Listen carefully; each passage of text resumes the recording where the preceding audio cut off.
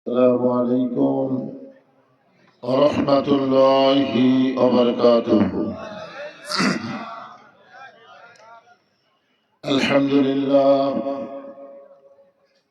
الحمد لله نحمده ونستعينه ونستغفره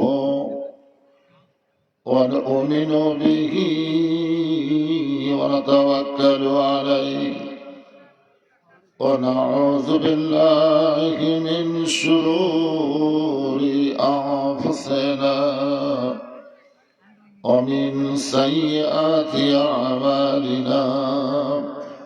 من يهدي الله فلا مضل له ومن يضلله فلا هادي له। সকলে জবান খুলে বলেন আশহাদু আল্লা ইলাহা ইল্লাল্লাহু ওয়াহদাহু লা শারীকা লাহু ওয়া আশহাদু আন্না মুহাম্মাদান আবদুহু ওয়া রাসূলুহু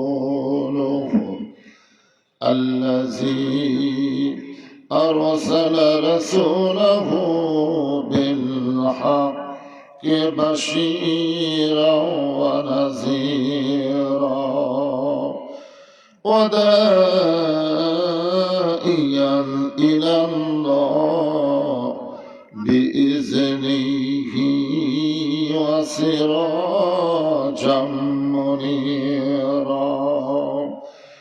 فقد قال الله تعالى في كلامه المجيد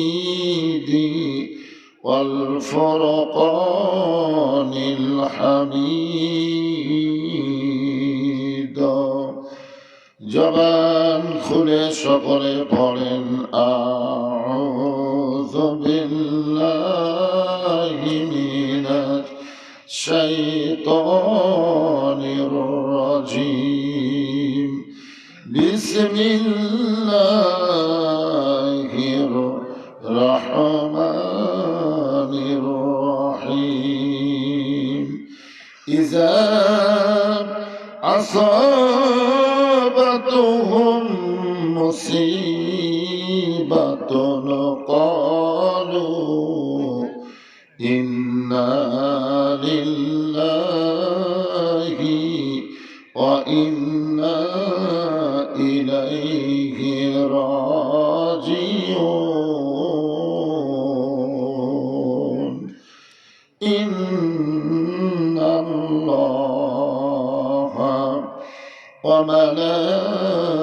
وملائكته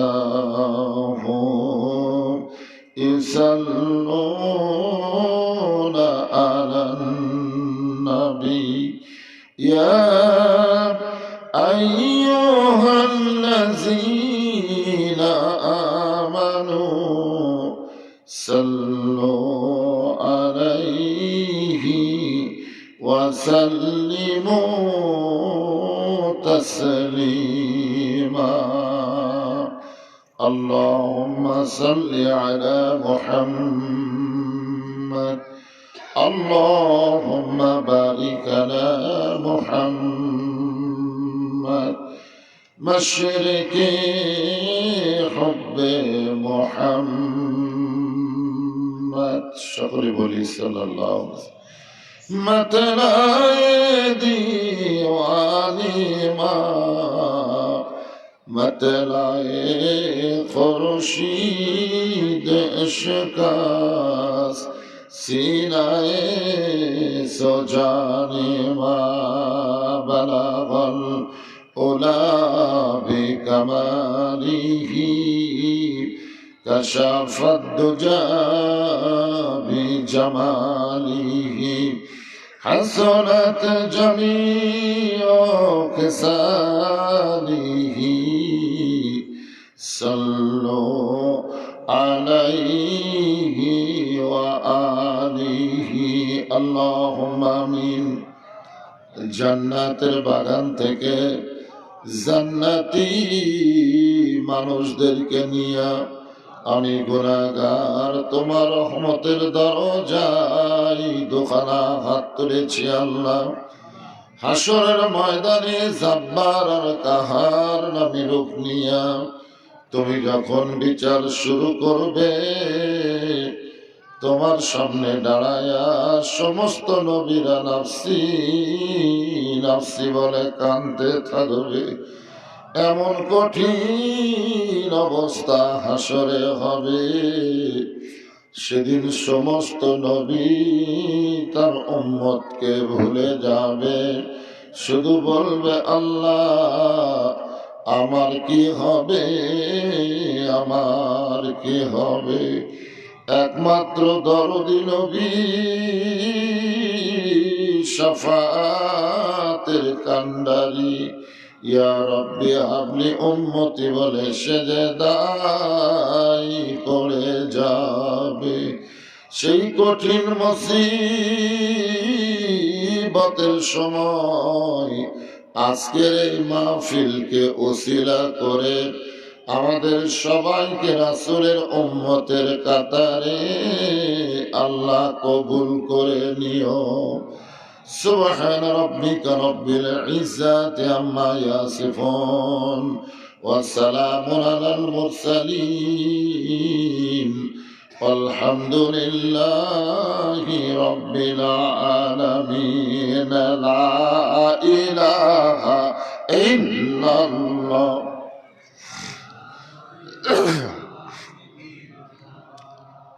যারা পিছনে দাঁড়িয়ে আছেন আল্লাহর রাস্তায় আসা মাত্র সবাই বসেন। লা ইলাহা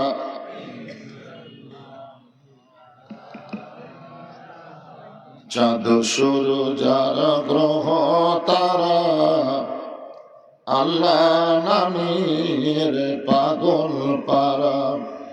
চাঁদ সূর্য যারা গ্রহ তারা আল্লাহ নামের পাগল পারা।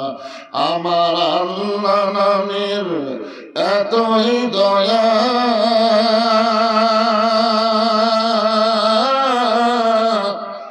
আল্লাহ নামের এতই মায়া, লুকিয়ে রাখছেন হে আল্লাহ জোরে লা ইলাহা ইল্লাল্লাহ। এই মাইকের সাউন্ড এটা একটু চেন করতেছে, এটা ঠিক আছে, এই পর্দা একটু চেন করতেছে। লা ইলাহা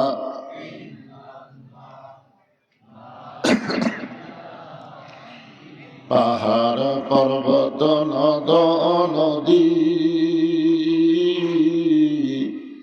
এ নামে গাহে নিরবধি।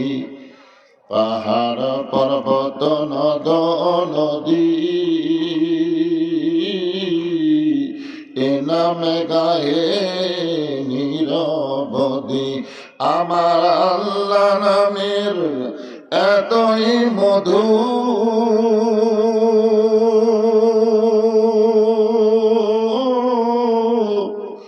আল্লাহ নামের এতই জাদু, লুকিয়ে রাখছেন হে আল্লাহ জোরে লা ইলাহা ইল্লাল্লাহ। লা ইলাহা লা ইলাহা ইল্লাল্লাহ। লা ইলাহা ইল্লাল্লাহ। লা ইলাহা ইল্লাল্লাহ। লা ইলাহা লা ইলাহা ইল্লাল্লাহ মুহাম্মাদুর রাসূলুল্লাহ।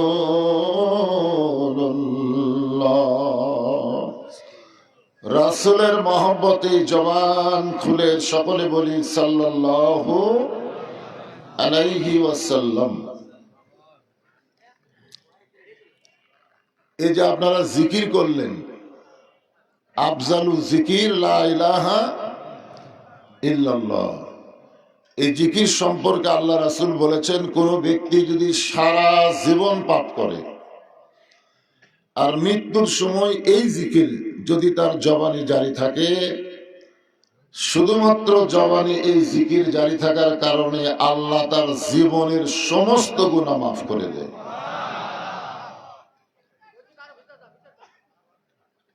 বাবা আদম আলাইহিস সালাম থেকে আমাদের নবী পর্যন্ত সমস্ত নবীদের মুখে এই জিকির ছিল কি ছিল না? অথচ এই জিকির করার সময় আমি বোধ থেকে দেখলাম অনেক লোকেরা মুখই খুলল না। তো এখন থেকে যদি চর্চা না করেন, মরার সময় চর্চা হবে? এখন থেকেই তো চর্চা করা লাগবে। এই কলেমার জিকির যখন শেষ করলাম মুহাম্মদ রাসূলুল্লাহ দিয়ে, লা ইলাহা ইল্লাল্লাহ পর্যন্ত আল্লাহ, জোরে বলেন কার? আল্লাহ। কিন্তু যখনই মুহাম্মদ রাসূলুল্লাহ বললাম, সঙ্গে সঙ্গে আমাদের জবান খুলে বলতে হবে সাল্লাল্লাহু আলাইহি ওয়াসাল্লাম। আপনি যখনই এই সংক্ষিপ্ত দরুদ শরীফটা পড়লেন, এই যে সাল্লাল্লাহু আলাইহি সাল্লাম, এইটুকুই। এখানে একদল ফেরেশতা আছে, আপনার মুখের দরুদ শেষ হওয়ার সঙ্গে সঙ্গে এই দরুদ গুলো ফেরেশতারা আল্লাহর নবীর রওজা মুবারকে আপনার নামে জমা দিয়ে দেয়। বলেন তো, আমরা সবাই মদিনায় যাওয়ার গ্যারান্টি আছে? সকলের মনে মদিনায় যাওয়ার আশা আছে না নাই? কিন্তু আশা থাকলেই তো যাওয়া যাচ্ছে না। এ সম্পর্কে একটা গানও তো আমরা ছোট থেকে শুনি, মনে বড় আশা ছিল যাব মদিনায়। শোনেননি আপনারা? এই গানটা প্রথম আব্দুল আলিম গাইছিল 68 সালে, 1968 সালে দিনাজপুর জেলা স্কুল ময়দানে প্রথম। ওই সময় দিনাজপুরের আলেমের আব্দুল আলিমকে বলল, আপনি মূর্খ। আপনি কি মূর্খ? তো আব্দুল আলিম বললেন, আমি আসলেই মূর্খ ভাই। বলে, গানটা এভাবে গাওয়া ঠিক না, বরং গানটা এভাবে গান, মনে বড় আশা ছিল যাব মক্কা মদিনায়। তো আপনি মক্কারে বাদ দিয়ে শুধু মদিনার কথা বলেন।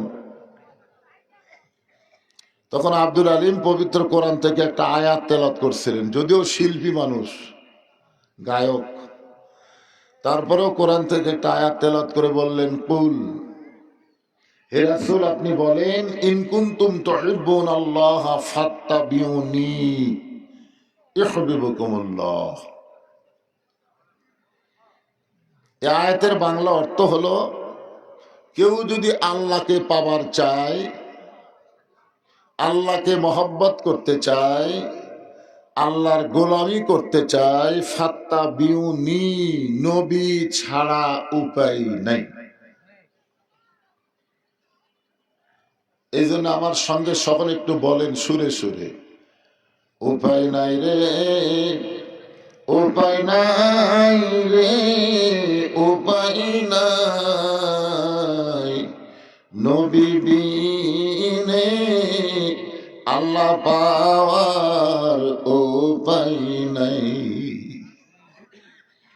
আব্দুল আলিম বললেন যে আমি মক্কা বাদ দিয়ে শুধু মদিনায় যাওয়ার কথা বলছি, এই কারণে তোমরা আমাকে মূর্খ কইলে।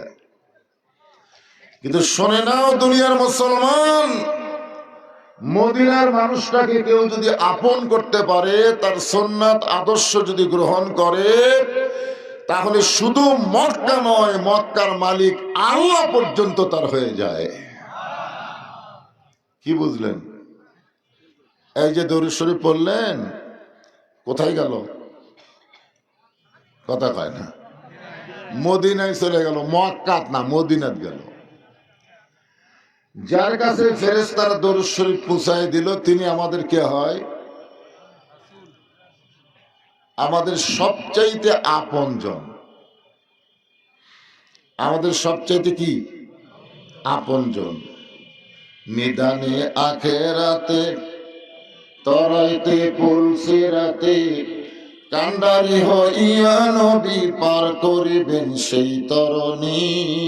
সবাই বলেন নবী মোর পরশমণি, নবী মোর সোনার খনি, নবী নাম ভাবে যে জন সেই তো দুজাহানের ধনী।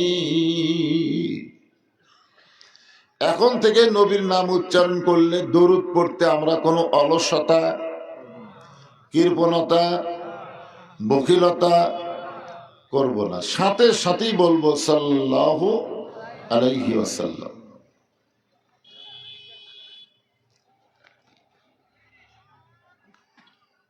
মন খুবই খারাপ। গতবার মাগরিব থেকে ওয়াজ করলাম, মানুষের বসার জায়গা হয়নি, দাঁড়িয়ে থেকে শুনছে। আর আপনারা কইলেন যে হুজুর ফাঁকি দিয়ে চলে গেছে। ওয়াজ করছিলাম 6টা থেকে 8টা পর্যন্ত, ঘড়ি ধরে 2 ঘন্টা। এবছর কয় ঘন্টা শুনবেন? ওই 2 ঘন্টায়। কিন্তু ব্যাপারটা হলো কি, যে এখনো তো কোনাকানি ফাঁকাই আছে। উপস্থিতি কম হওয়ার কারণ আছে, মানুষ বোঝে মানুষ আগেকার মতন আর নাই। সামনে নির্বাচন আছে, সব খালি ভোট করতেছে, ধরে ঠিক না? হাই রে ভোট রে, এই যে চলে গেল, বলে ভোট করতে, আবার যাকে চলে গেল মেয়র সাহেব। বেলকুন্ডি আশরাফুল উলুম হাফিজিয়া মাদ্রাসা, কওমি মাদ্রাসা ও এতিমখানা কমিটি কর্তৃক আয়োজিত আজকের এই তাফসীরুল কোরআন মাহফিলে আল্লাহ তাআলা যেনাকে সম্মানিত সভাপতির আসনে কবুল করেছেন। সভাপতি সাহেব আছে এখানে? আচ্ছা আচ্ছা, চোখের পাওয়ার নাই তো।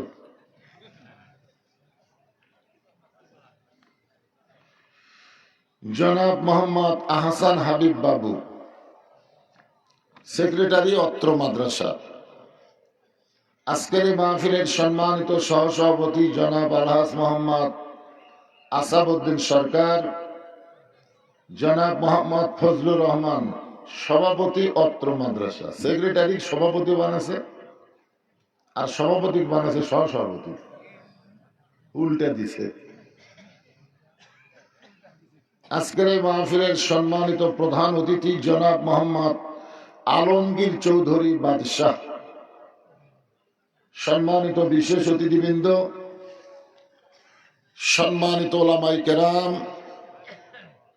আপনাদের মাঝে মাঝে যে সমস্ত আলেম ওলামা বসে আছেন, মঞ্চে আছেন, মাগরিবের নামাজের পর থেকে এত রাত পর্যন্ত কোরআন হাদিসের আলোকে অত্যন্ত গুরুত্বপূর্ণ আলোচনা করে আপনাদেরকে শোনাইছেন। আলেম ওলামা সহ আজকের মাহফিলের বক্তাগণকে অন্তরের অন্তঃস্থল থেকে আমি শুভেচ্ছা জ্ঞাপন করছি। এই মুহূর্তে আমার সামনে যারা বসে আছেন, জিনাদেরকে আল্লাহ দয়া করে, রহম করে, মেহেরবানি করে এই জান্নাতের বাগানে কবুল করেছেন।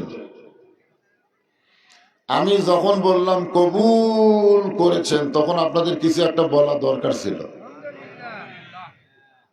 আলহামদুলিল্লাহ না, আমিন।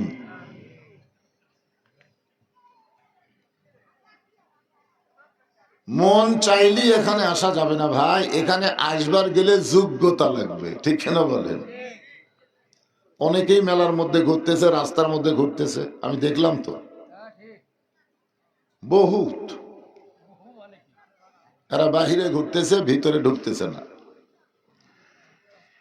এরা ঢুকতেছে না কারণ আল্লাহ এদেরকে পছন্দ করেনি। এটা আমার কথা না, কথা হলো আল্লাহর। জোরে বলেন কার?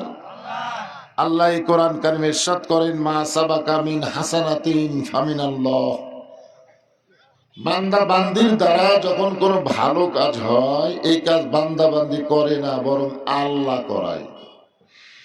আপনারা বলেন তো, এই কোরআন কারিমের মাহফিলে বসা ভালো কাজ না খারাপ কাজ? তাহলে এই কাজ কি ভালো কাজ আপনারা করলেন না আল্লাহ করালো? তাহলে যে আল্লাহ অত্যন্ত দয়া করে মেহেরবানি করে এই জান্নাতের বাগানে আপনাদের কবুল করেছেন, আমি আমার অন্তরের অন্তঃস্থল থেকে আপনাদের সবাইকে শুভেচ্ছা জ্ঞাপন করছি।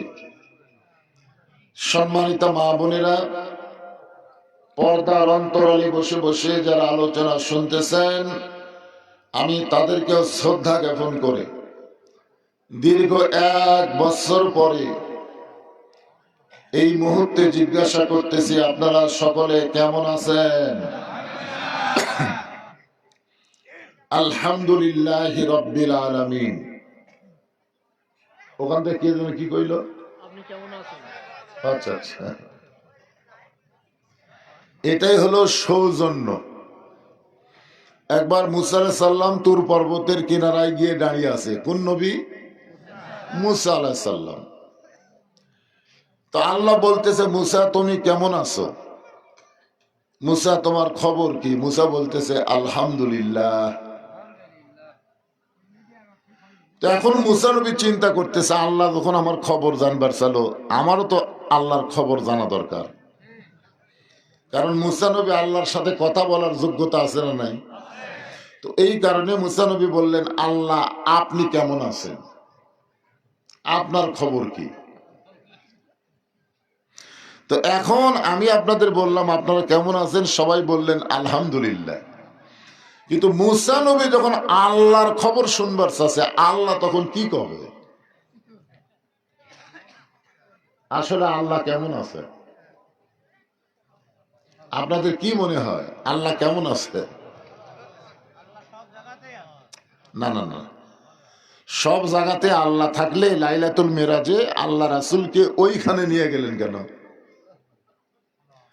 এই বিশ্বাসটা করবেন না। ওটা হলো একটা দলই আছে মাজুস, এদের বিশ্বাস আল্লাহ সব জায়গায় থাকে না। আল্লাহর পাওয়ার সব জায়গায়, আল্লাহর দয়া সব জায়গায়, আল্লাহর নজর সব জায়গায়। কিন্তু মানুষ তাওয়া আলাল আরশ, আল্লাহ আরশে অধিষ্ঠিত। এটা কি আমার কথা না আল্লাহর কথা? জোরে বলেন। আল্লাহর কথা। হ্যাঁ,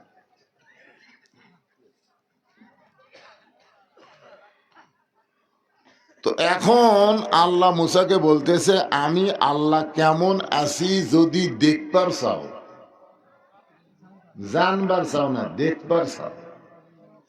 বর্তমানে বাংলাদেশে আল্লাহ কেমন আছে, আমাদের এই বাংলাদেশে আল্লাহ কেমন আছে যদি আপনারা দেখবার চান, তাহলে প্রাইমারি আর হাফেজি মাদ্রাসার যান। যে প্রাইমারিতে আগডম বাগডম ঘোরানোর সাথে ঢাক ঢোলক ঝাঁঝর বাজে, এই মিথ্যা শিক্ষা যেখানে দিচ্ছে, সেখানে বর্তমান বাংলাদেশের সরকার বিল্ডিং বানা দিচ্ছে। জোরে কোন কথা, ঠিক কিনা? আর যেখানে জালিকাল কিতাবুল আরাইবা হুদাল্লিল মুত্তাকিন, আল্লাহর কোরআন, আল্লাহর বাণী যেখানে শিক্ষা দেওয়া হচ্ছে, সেইখানের ঘর করবার গেলে ছায়া চিন্তা ভিক্ষা করে করা লাগতেছে। জোরে কোন কথা, ঠিক কিনা? এখন বলেন তো আল্লাহ কেমন আছে?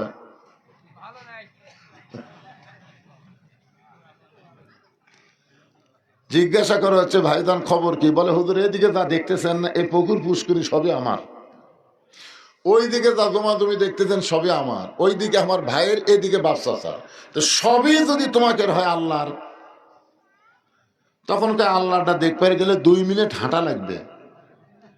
কয় মিনিট? 2 মিনিট হাঁটা মসজিদের সামনে গিয়ে বলতেছে, হুজুর এখানেও আল্লাহর কিছু ছিল না, আমার চাচা আল্লাহ 10 শতক দান করছে, আর আমরা টাকা পয়সা দিয়ে আল্লাহ ঘর বেনা দিছি। ফেরেশতারা বলতেছে, আল্লাহ যে দেশে তোমার জায়গা নাই, ওর চাচা দিলে তোমার জায়গা হয়, আর এরা টাকা পয়সা দিয়ে ঘর বানা দেয়, এই দেশের নাম কি?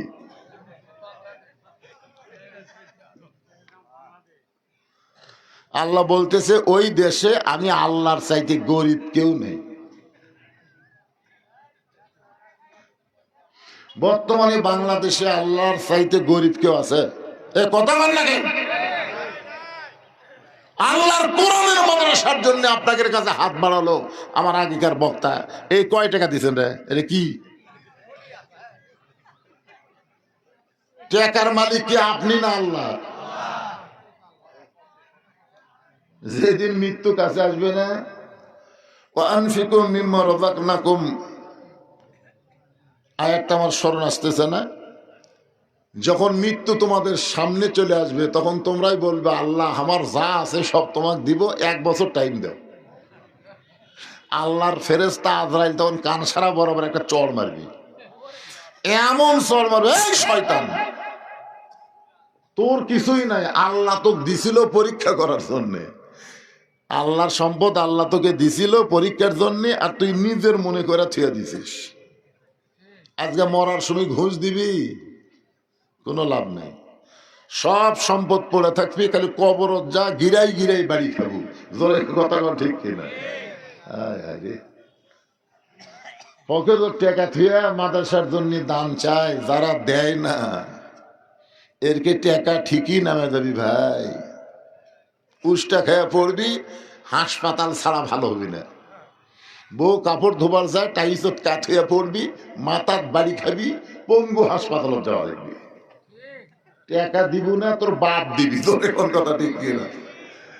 এই জন্য রাসূল বলেছেন as-সাদাকাতু তারুদ্দুল বালা, দান সদকা করলে আল্লাহ বালা মুসিবত দূর করে দেয়। মুসা বলতেছে আল্লাহ আপনার খবর কি?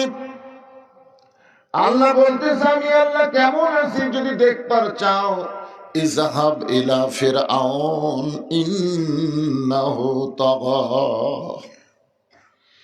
আমি আল্লাহ কেমন আছি যদি দেখবার চাও তাহলে ফেরাউনের কাছে যাও। জোরে কোন, কার কাছে যাও? ফেরাউনের কাছে গেলি দেখবা আমি আল্লাহর খবর কি।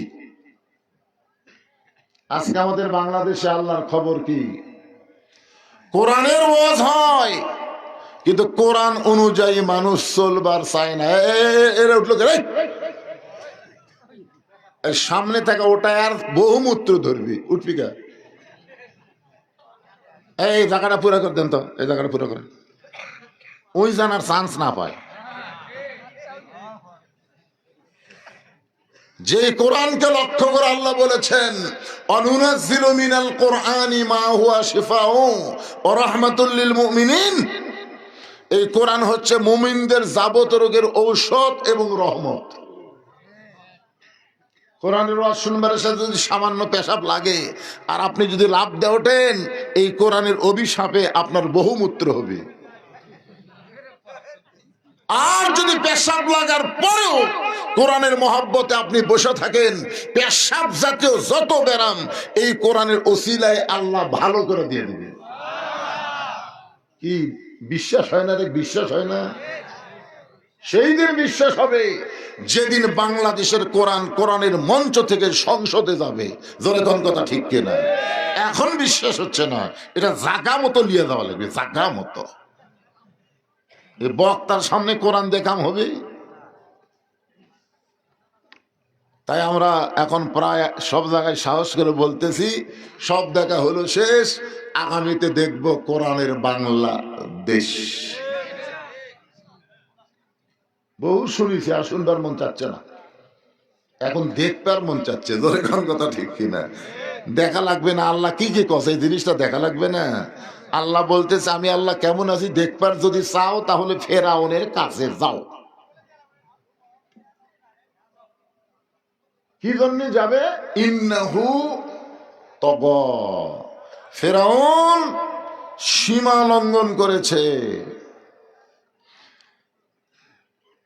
আমি আজকে যে আয়াতে কারিমা তেলাওয়াত করেছি, যার উপর তাফসির হবে, আমাদের কাহালুতে কোনো মানুষ যদি মরে যায়, বুঝছেন, মরার খবর শুনে সকলে বলে ইন্না লিল্লাহি ওয়া ইন্না ইলাইহি রাজিউন। আপনাকে এই আক্কেলপুরের খবর কি? ওই একই খবর? মাশাআল্লাহ। আসলে আয়াতের আগে শাব্দিক অর্থ আপনাকে শোনায়, তারপরে তাফসির হবে। আর যে কয়টা যুবক বেড়া ঘুরতেছে, যারা বেড়া ঘুরতেছে না, আপনারা বলেন তো, সন্ধ্যার সময় মেয়ে মানুষেরা ঘরাত কি ঘরে খোঁজে? ঘরাত, যে মুরগি হাঁস ঠিক মতো উঠলো কিনা, এটা কখন খোঁজে ভাই? সন্ধ্যার পরে খোঁজে না? আর সন্ধ্যার পরে পুরুষ মানুষের গোয়াল ঘর কি খোঁজে? গরু ছাগল ঠিক মতো উঠলো কিনা। তো সন্ধ্যার সময় মেয়েরা মুরগি হাঁস খোঁজে, মরদেরা গরু ছাগল খোঁজে। আর এখন রাত কয়টা বাজে, আইডিয়া গুলা মেলার মধ্যে কি করতেছে এর বাপ মায়ের খোঁজ করার দরকার নাই। এরা কি গরু ছাগলের চাইতো দাম কম? যার ছেলে রাস্তায় ঘুরতেছে ওই বাপক আল্লাহ ছাড়বি না।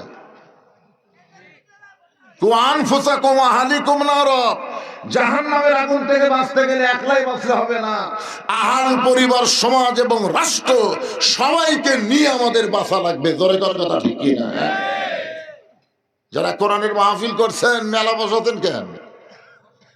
কিসের মেলা রে? আরে দোকানদারের কি মুসলমানের বাচ্চা না? রাত 10টা পর্যন্ত ব্যবসা করছে, এখন আর করো না? এখনো ব্যবসা করাই লাগবে? মানুষ মরে গেলে যে আয়াত আমরা পড়ি, আজ আমি জেতা মানুষকে সে আয়াতের তাফসীর শোনাবো, অসুবিধা আছে?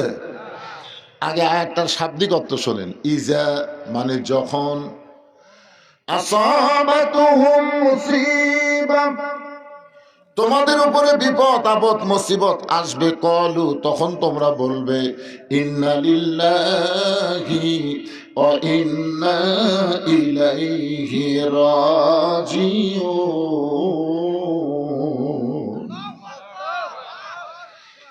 এখন আপনারা বলেন তো, এ আয়াত কি মরার আয়াত না বিপদ আপদ মুসিবতের আয়াত? হ্যাঁ,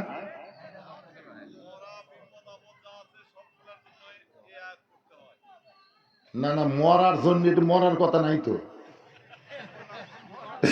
আপনি কি শুনলেন? আসাবাতুহুম মুসিবা, এই যে আমার এক ভাই বলতেছে মারাত্মক কথা আছে বারে, সবচেয়ে বড় বিপদ যদি মরা হয় তাহলে আমরা মরমই না।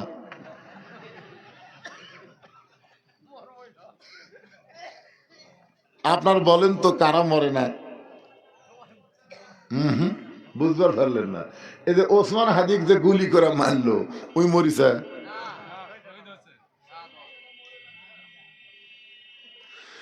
আল্লাহ কোরআনে বললেন ওয়ালা তাকুলু লিমান ইউকতালু ফি সাবিলিল্লাহি আমওয়াতুন বাল আহয়াউ ওয়ালাকিন লা তাশউরুন। আল্লাহ রাস্তায় যাদেরকে হত্যা করা হয়, আল্লাহ রাস্তায় যারা জীবন দেয় তাদেরকে তোমরা মৃত্যু বলো না, আমি আল্লাহ বলতেছি তারা জীবিত। তাহলে আমরা সিদ্ধান্ত নেই আমরা কেউ মরব? কথা কয় না, মরব? আল্লাহ রাসূল বলেছেন মান সাআলাল্লাহু তাআলা আশ-শাহাদাতা বিসিদকিন বাল্লাগাহুল্লাহু মানাজিলাশ শুহাদা ওয়া ইম্মাতা আলা ফিরাশিহি রাওয়াহুল বুখারী কিতাবুল মাগাজি। আল্লাহ রাসূল বলেন এই কোরআনের আন্দোলন যারা করবে, এই কোরআনের বিজয় যারা চাইবে, নিয়ত করবে দরকার হলে আল্লাহর কোরআনকে বাংলাদেশে চালু করার জন্য মৃত্যুবরণ করব, শহীদ হব, এই নিয়তে যারা কোরআনের দল করবে, ওই মাতা আলা ফিরাশিহি, সে যদি নিজের বিছনায় মৃত্যুবরণ করে, বাল্লাগাহুল্লাহু মানাজিলাশ শুহাদা, আল্লাহ হাসরের ময়দানে তাদেরকে শহীদদের কাতারে দাঁড় করাইয়া দিবে।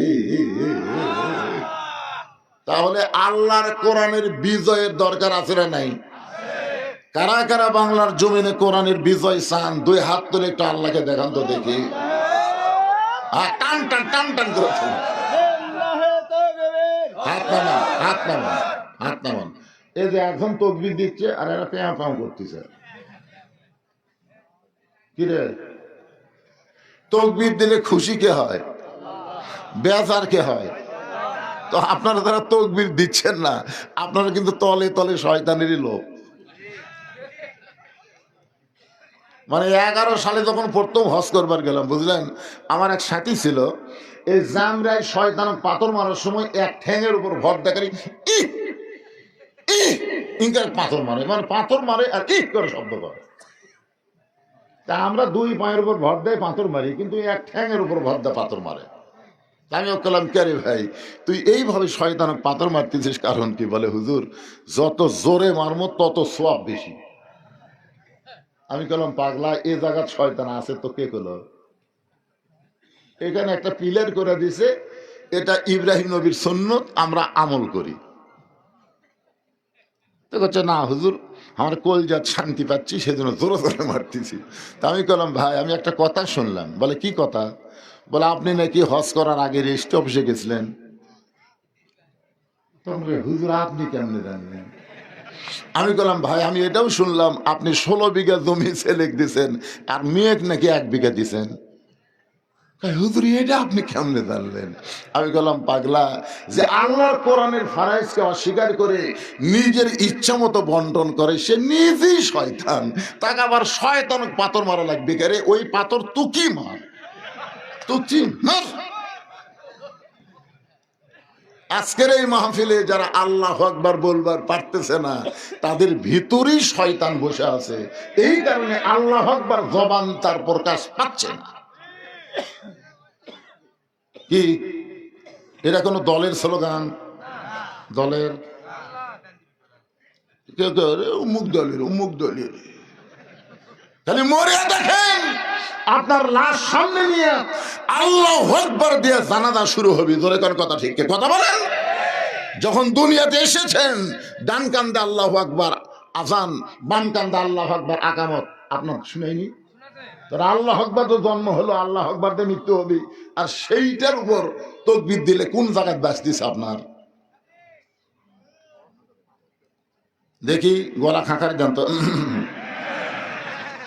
মানে আমার ওয়াজ শুনবার গেলে আমি যতই বুড়া হই বুঝলেন, কিন্তু মরা মানুষ আমি ওয়াজ শোনাবার পারি না। আগে চেতন করে চেতন আর ওয়াজ হবে। ইন্না লিল্লাহির ওয়াজ লিল্লাহি তাকবীর। এইবারে বোঝা গেল। তা আপনারা পারেন তো দেন না কেন? শয়তান এত জোরে দৌড় মারছে, আল্লাহ রাসূল বলেন তাকবীর যত জোরে হবে শয়তান তত জোরে দৌড় দিবে। শয়তানের পিছন দিক দিয়ে বাতাস বার হবে। জোরে কোন কি বার হবে?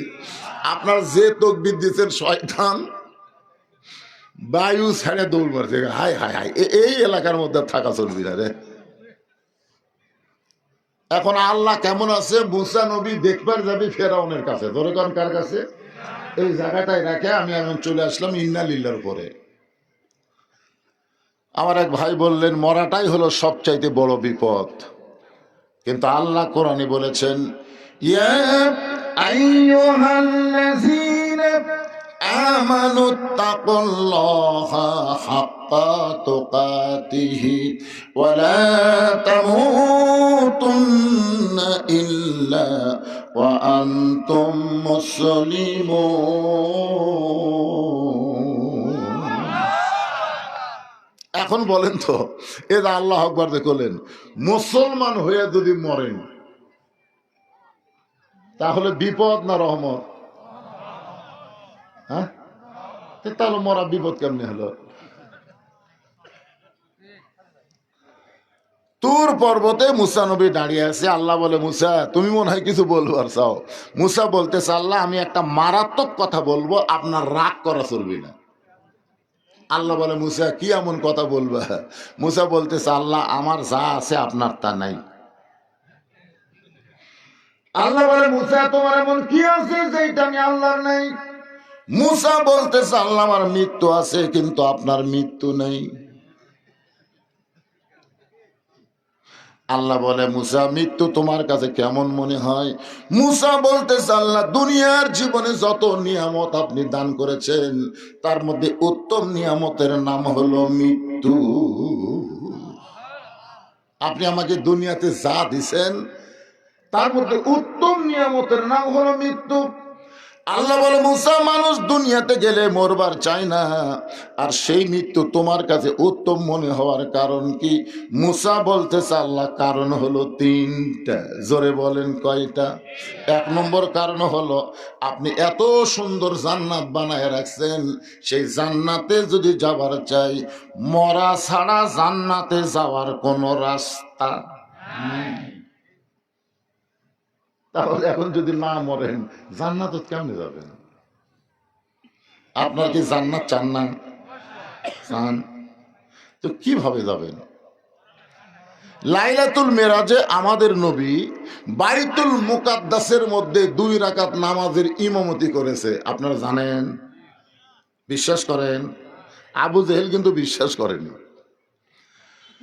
নবী আমার 2 রাকাত নামাজের ইমামতি করলেন, যার কারণে আমাদের নবীর ডিগ্রি হলো ইমামুল আম্বিয়া, ইমামুল মুরসালিন। নামাজ যখন 2 রাকাত শেষ হয়ে গেল, ফেরেশতা জিবরাইল বললেন ইয়া রাসূলুল্লাহ, আপনি যে ইমামতি করলেন আপনার পিছনে যারা নামাজ পড়লো আপনি কি তাদের চিনেন? আল্লাহ রাসূল বললেন এই জগতের কাউকে আমি চিনি না। ফেরেশতা জিবরাইল বললেন 1,24,000 নবী রাসূল আজকে আপনার পিছনে ইক্তেদা করলো, আপনি হলেন ইমামুল আম্বিয়া, ইমামুল মুরসালিন। আল্লাহ রাসূল বললেন জিবরাইল ভাই, এতগুলা নবী রাসূল যখন আমার পিছনে ইক্তেদা করলো আমি একটু সবাইকে দেখবার চাই। জিবরাইল বললেন আপনি যা বলবেন তাই, আপনি যা বলবেন তাই, আপনি যা বলবেন আল্লাহ সাথে সাথেই সেটা গ্রহণ করবে। ধরে কর সুবহানাল্লাহ। বিশাল একটা মেম্বর আনা হলো, ওই মেম্বরে আল্লাহ নবী দাঁড়ালেন। আমাদের নবী দাঁড়ায় সমস্ত নবীদের দিকে তাকায় আছেন, সমস্ত নবীরা আমাদের নবীর দিকে তাকায় আছে।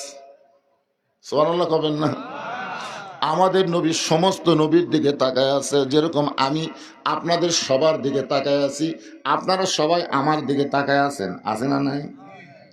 হঠাৎ আল্লাহ নবী দেখতে পাইলেন সমস্ত নবীর চেহারা আলোকিত, কিন্তু একটা নবীর চেহারার মধ্যে কোনো আলো নাই।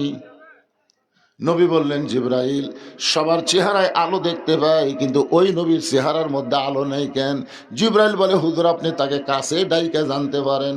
আল্লাহ নবী তাকে কাছে ডেকে বললেন আপনার নাম কি? বলে আমার নাম হলো ঈসা আলাইহিস সালাম। নবী বললেন সমস্ত নবীর চেহারার মধ্যে নূর দেখি, আলো দেখি, কিন্তু আপনার চেহারার মধ্যে আলো নাই। ঈসা বলতেছেন সমস্ত নবীরা জান্নাত থেকে আপনার পিছনে এসে নামাজ পড়লো, আর আমি ঈসা জান্নাত থেকে আসতে পারি নাই। রাসূল বললেন সবাই জান্নাত থেকে আসলো, আপনি কেন আসলেন না? ঈসা নবী বলতেছে এখন আমার মরণই হয় নাই, না মরলে জান্নাতে কেমনে যায়? এখান থেকে বোঝা গেল জান্নাতে যাইতে গেলে মরা। কথা কয় না সবাই? আমি যেই বলবো জান্নাতে যাইতে গেলে কি চাই, আপনার জবান করে বলবেন মরতে চাই। জান্নাতে যাইতে গেলে কি চাই? আরো জোরে জোরসে বলুন। আমার এরকম একটা ওয়াজ ভারতের গেছে, ভারতের হিন্দুরা এই ওয়াজটা শুনে কাই করে। বাংলার মুসলমান যেদিন থেকে মরতে চাই মিছিল শুরু করছে, সেদিন থেকে বাংলার মুসলমানকে আর পৃথিবীর কেউ দমাতে পারবে না, কারণ যারা মরবার চায় তাদের সাথে কেউ পারে না। জোরে কোন কথা ঠিক না? যারা বাঁচবার চায় তারাই তো পলায়। পলান বোঝেন না? পলান বোঝেন না? হাই রে, বাঁচার জন্য কি কষ্ট রে। আমরা সকলে জান্নাতে যাইতে চাই। আল্লাহ কোরআনে বলেন ইন্নাল্লাযীনা ক্বালু রাব্বুনাল্লাহু সুম্মা ইসতাকামু তাতানাজ্জালু আলাইহিমুল মালায়েকা আল্লা তাখাফু ওয়া লা তাহজানু ওয়া আবশিরু বিল জান্নাতিল্লাতী কুনতুম তুআদুন।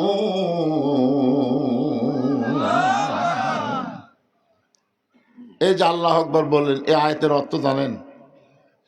আপনার যখন মৃত্যু হবে, আপনি যখন মৃত্যুর বিছানায় পড়ে যাবেন, তখন আল্লাহ তাআলা 2টা ফেরেশতা আপনার কাছে পাঠাবে। দুইটা ফেরেশতা এসে বলবে, আল্লাহ তাখাফু, তোমার কোনো চিন্তা নাই, ওয়ালা তাহজান, তোমার কোনো চিন্তা নাই, কোনো টেনশন নাই, তোমার কোনো ভয় নাই। রে আল্লাহর বান্দা, এই মৃত্যুর বিছানা থেকে তুমি কোথায় যাবা? বলে আমি মরে গেলে আমি কবরে যাব। ফেরেশতা দুইটা বলবে, তোমার দেহ যাবে কবরে, কিন্তু তোমার কবর হবে না, তোমার রূহটা আল্লাহর হুকুম পালন করার কারণে ইল্লিন নামক জান্নাতের বাগানে জায়গা হবে। তখন মৃত্যু মুমূর্ষু ব্যক্তি বলবে, ভাই তোমরা কারা রে? আমাকে এত সুন্দর সংবাদ দিচ্ছে মরার বিছানায়, তোমরা কারা? বলে আমরা হলাম তোমার সবচাইতে আপনজন রহমতের ফেরেশতা। তো তোমরা যতই সান্ত্বনা দাও, আজরাইল কোথায়? আজরাইল কোথায়? যে আজরাইল মানুষের জান কবজ করবে কষ্ট দিয়া, সে আজরাইল কোন জায়গায়? ওই দুই ফেরেশতা বলবে, ওই যে দেখেন দাঁড়ায় আছে। মৃত্যু মুমূর্ষ ব্যক্তি তাকায় দেখবে, তার চাইতেও আজরাইল খাটো। যার জান কবজ করবার আছে তার চাইতেও আজরাইল কি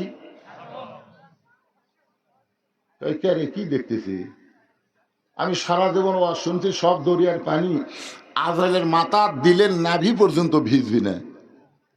আরে বোম বাটু, এটা আজরাইল। তখন ফেরেশতারা বলবে, ঠিকই আছে ভাই, আজরাইলের মতোই আজরাইল আছে, কিন্তু আল্লাহ তাআলা আপনার চোখে দুইটা লেন্স লাগাই দিছে, যে আপনি যে আল্লাহর ভয়ে আল্লাহর গোলামি করেছেন, সেই আল্লাহ ছাড়া অন্য কারো ভয় যেন আপনার কলিজায় না আসে, এজন্য বড় আজরাইলকে ছোট করে আপনার সামনে পাঠাইয়া দিছে। আপনি জানেন, মাটির আদমকে আল্লাহ সৃষ্টি করিয়া ঘোষণা করিলেন আল্লাহ শ্রেষ্ঠ বলিয়া, তাই নূরের ফেরেশতা করে মানুষকে সেজদা, সবার চেয়ে দিলেন মাটির মানুষকে সম্মান। প্রত্যেকটা মুসলমান যারা হবে তাদের মৃত্যুটা এমন ভাবে হবে, রাসূল বলেছেন, মায়ের স্তনের দুগ্ধ পান করতে করতে সন্তান যেমন ঘুমায়া যায়, তেমন ভাবে দুনিয়া থেকে তাকে ইল্লিন নামক জান্নাতের বাগানে নিয়ে যাওয়া হবে। সবাই সুবহানাল্লাহ অন্তর থেকে করছেন না? মানে এতদিন মরার যে ভয় হুজুরা দেখাচ্ছে, ওরে বাবা রে। একটু মনোযোগ দিয়ে শোনেন, আল্লাহ বলে, মুসা, মৃত্যুকে পছন্দ করার 2 নম্বর কারণ কি? 1 নম্বর কারণ হলো না মরলে জান্নাতে যাওয়া যাবে না। মৃত্যু পছন্দ করার 2 নম্বর কারণ কি? মুসা বলতেছে, আল্লাহ, মৃত্যুকে পছন্দ করার 2 নম্বর কারণ হলো আমার মৃত্যুটা কেবলমাত্র আপনার জন্য আমি অক্ষ করেছি। যত মানুষ এখানে আমরা বসে আছি, আমরা মরবো কার জন্যে? যাই বলতেছেন না, কার জন্য মরবার চাচ্ছেন? জবান খুলে বলেন, আমরা মরবো কার জন্যে? আল্লাহর জন্য। যারা মৃত্যুবরণ করবে তাদের মৃত্যুটা কেমন হয় আমি একটা দৃষ্টান্ত দেই। লোকটার নাম হলো মীর কাসিম আলী। লোকটার নাম কি? মীর কাসিম আলী। নাম শুনছেন? উকিল এসে বলতেছে, স্যার আজকে রাত 12টায় আপনার ফাঁসি হবে। মীর কাসিম আলী মুচকি মুচকি হেসে বলতেছে, ভাই এখন কয়টা বাজে? তো বলতেছে, এখন বাজে রাত 9:30। বলতেছে, আলহামদুলিল্লাহ, এখনো 2.5 ঘন্টা। কয় ঘন্টা পর ফাঁসি হবে? আর আল্লাহর শুকরিয়া আদায় করে বলতেছে, ভাই এখনো 2.5 ঘন্টা। উকিল, 2.5 ঘন্টা খামা গেছে, এতন থেকে লাভ কি? আমি 2 ঘন্টা ঘুম পারি। যদি চেতন না পাই, তুমি আমার ঘুমোর থেকে ডাক দিও। উকিল মনে মনে কয়, ফাঁসির চিন্তায় লোকটা পাগল হয়ে গেছে। যারা 2.5 ঘন্টা পর ফাঁসি হবি, ওই বলে আবার 2 ঘন্টা ঘুম পাড়বি। চেতন না পালে বলে ডাক দেওয়া লাগবে। উকিল মনের রাগে ফাঁসির কন্ডম সেল থেকে বের হয়ে গেছে। এই ফাঁসির চিন্তা পাগলা হয়ে গেছে, পাগলার কাছে থাকা লাভ কি? কিন্তু যেই মাত্র 2 ঘন্টা পার হয়ে গেল, এমন সময় উকিল সাহেব চিন্তা করে, লোকটার খবর কি একটা বার যায় দেখি। উকিলের নাম হলো তাজুল ইসলাম। তাজুল ইসলাম উকিল এবার ফাঁসির কন্ডম সেলে গিয়ে দেখতেছে মীর কাসিম আলী নাক ডাকা ঘুম পাড়তেছে। ঘড়ির দিকে তাকায় দেখে মাত্র 8 ঘন্টা। জোরে খন কয় ঘন্টা? আর 8 ঘন্টা পরে লোকটার ফাঁসি হবে। আর সেই লোকটা নাক দেখে ঘুম পাড়তেছে, যেই মাত্র পাও লড়াইছে লোকটা চেতন পায়, বলে ভাইজান আমার কি ফাঁসির সময় হয়েছে? বলে না স্যার, এখনো 8 ঘন্টা দেরি আছে। কয় আলহামদুলিল্লাহ। আলহামদুলিল্লাহ মুসকে হাসিতে ওযু করে 2 রাকাত নামাজ পড়ে কোরআনের সূরা মুলক আর মুজাম্মিল তেলাওয়াত করে ফাঁসির কন্ডম সেলের মধ্যে সবচাইতে ভালো যে পাঞ্জাবিটা ছিল ওই পাঞ্জাবি পরার পরে চিরুনি মাথার চুল হাসরায় বলে, উকিল রে দেখো তো আমাকে কেমন লাগতেছে। উকিল কান্দের বলে, স্যার এখনই আপনার ফাঁসি হবে, আপনি পাঞ্জাবি গায়ে দিয়ে মাথার চুল আঁচড়ান, আপনি শ্বশুর বাড়ি যাবেন। মীর কাশমারি মুসকি মুসকি হাসিয়ার বলে, পাগল ফাঁসি হবে আমার আর তুই কেন কাঁদতেছিস? তুই তো জানিস না অন্যায় ভাবে কাউকে যদি ফাঁসি দেওয়া হয়, অন্যায় ভাবে কাউকে যদি হত্যা করা হয়, তার ফাঁসির মঞ্চে যাওয়ার সঙ্গে সঙ্গে আল্লাহ তাআলা 8টা জান্নাতের দরজা খুলে দেয়। আল্লাহর জন্য যারা জীবন দিবে তাদের নাম হবে হোসাইন। আল্লাহর নবীর নাতির নাম হলো হোসাইন। জীবন দিয়েছে কার জন্যে? জোরে কন্যা কার জন্যে? আল্লাহর জন্য জীবন দিয়েছে। কারবালার প্রান্তরে হোসেন রাদিয়াল্লাহু হত্যা করার পর দেহ থাকলো কারবালার প্রান্তরে। একটু মনোযোগ দিয়ে শোনেন, মাথা কিন্তু আর কারবালার প্রান্তরে রাখে নাই। জিয়াদ নামে একজন পাপিষ্ট ওই মাথাটা গামলাই করে নিয়ে গেল ইয়াজিদের দরবারে। ইয়াজিদ তখন ক্ষমতার চেয়ারে বসেছিল। জিয়াদ ইয়াজিদকে খুশি করার জন্য ওই হোসেনের মাথাটা ইয়াজিদের সামনে যখন দিল, ইয়াজিদের হাতে একটা লাঠি ছিল, ওই লাঠিটা হোসেন রাদিয়াল্লাহুর মুখের মধ্যে ঢুকায় বলে, হোসাইন খালি জেদ করে তুই শেষ হয়ে গেলি, শুধু জেদ করলি তোর নানার ইসলামকে বাঁচানোর জন্য, আমার হাতে বায়াত গ্রহণ করলি না। আজকে দেখ তোর দেহ আছে কারবালায় আর তোর মাথা আছে দামেস্কে। মুখের মধ্যে লাঠি ঢুকাইয়া ইয়াজিদ যখন তিরস্কার করতেছে, হোসাইন আমি ইয়াজিদ সিংহাসনে বসে আছি আর তুই হোসাইন শেষ হয়ে গেলি, তুই শেষ হয়ে গেলি, তুই শেষ হয়ে গেলি। 3 বার যখন এই কথা বলেছে, ইয়াজিদের সামনে যত মুসলমান বসে আছিল সবাই মাথা নিচু করে আছে। সবাই কি আফসোস করতেছে? আফসোস করতেছে কিন্তু, কারণ মাথা তুললি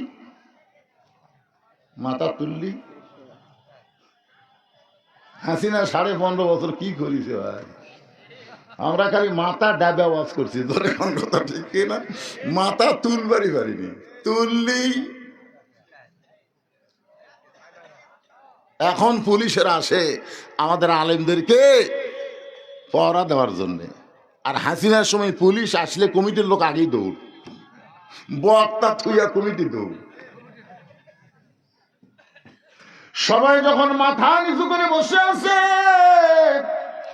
কেউ যখন একটা কথাও বলতেছে না, কিন্তু ইয়াজিদ অহংকার করে লাঠিটা মুখের মধ্যে ঢুকায় বারবার যখন তিরস্কার করতেছে, এমন সময় 80 বছরের একজন সাহাবী, নাম হলো আনাস ইবনে মালিক। সাহাবীর বয়স কত? 80 বছরের একজন সাহাবী মাজায় লাঠিতে ভর দিয়ে দাঁড়াইছে। লাঠিতে ভর দিয়ে দাঁড়াইছে, কারণ বসা চলবে না, মুসলমানকে দাঁড়াতে হবে। জোরে কোন কথা ঠিক কিনা? আপনার বলেন তো সব চাইতে দাঁড়ানোর গুরুত্ব কোন জায়গায়? আরো জোরে, জোরসে বলুন।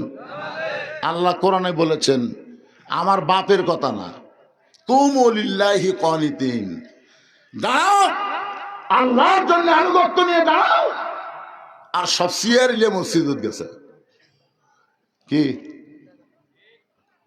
বিশ্বাস করেন? আপনার কি মসজিদে জামাতে নামাজ পড়ে 27 গুণ সওয়াব চান? এই ধরে কর 27 গুণ সওয়াব কি আপনারা চান? তাহলে আজকে ফতুয়া শুনে নেন, যেই কাতারের মধ্যে সিয়ার থাকবে ওই কাতারের মুসল্লিরা 27 গুণ সওয়াব পাবে না। কারণ 27 গুণ সওয়াব পাবার গেলে কাতার সোজা হওয়া লাগবে। একা বেকা কাতার করলে 27 গুণ সওয়াব হবে না। আর কাতার সোজা করবার গেলে পায়ের গোড়ালির সঙ্গে গোড়ালি মিল করে দাঁড়াতে হবে। যেই কাতারে চেয়ার আছে ওর পায়ের গোড়াকুটি আপনার গোড়াকুটি।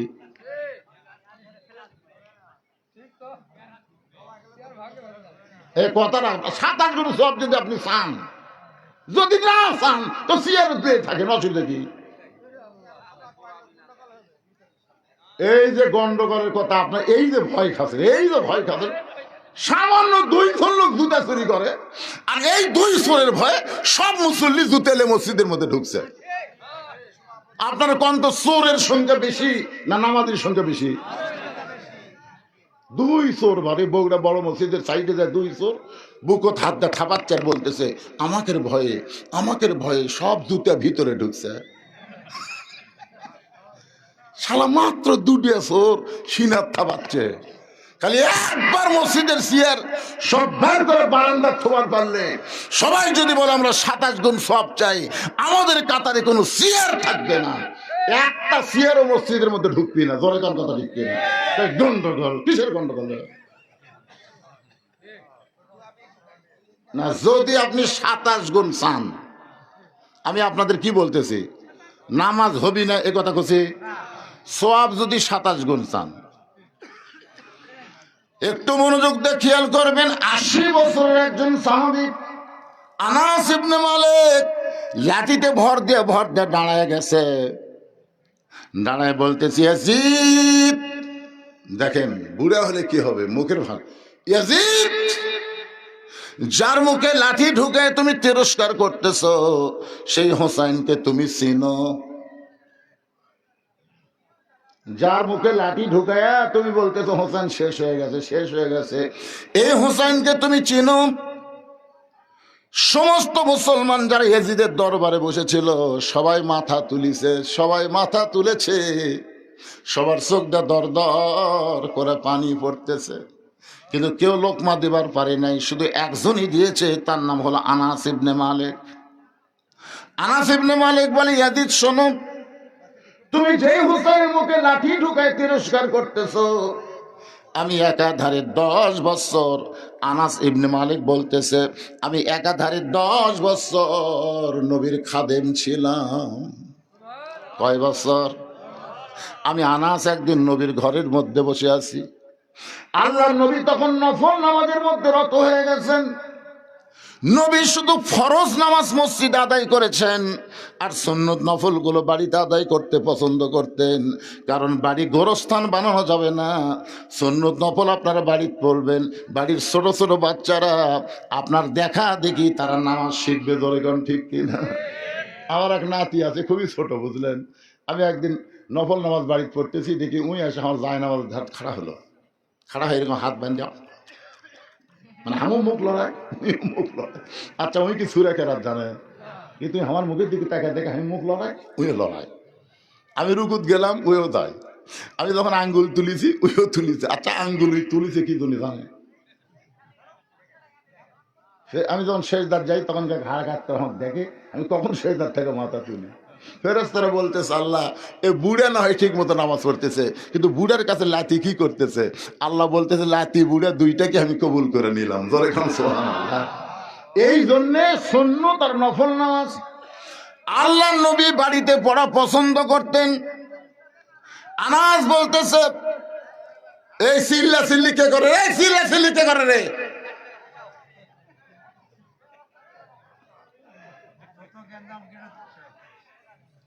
শোনেন, এই আপনার উঠেন কেন?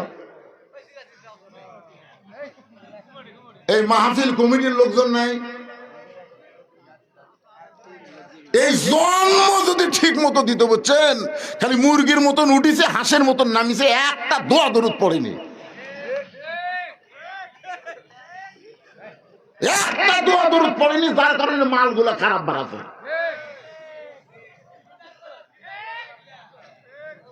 শোনেন ভাইরে, এই যে পেটত বাচ্চা আসার আগে কিছু দোয়া দরুদ আছে না নাই? স্বামী স্ত্রী মিলনে দোয়া দরুদ আছে না? কথা কোন আছে না নাই?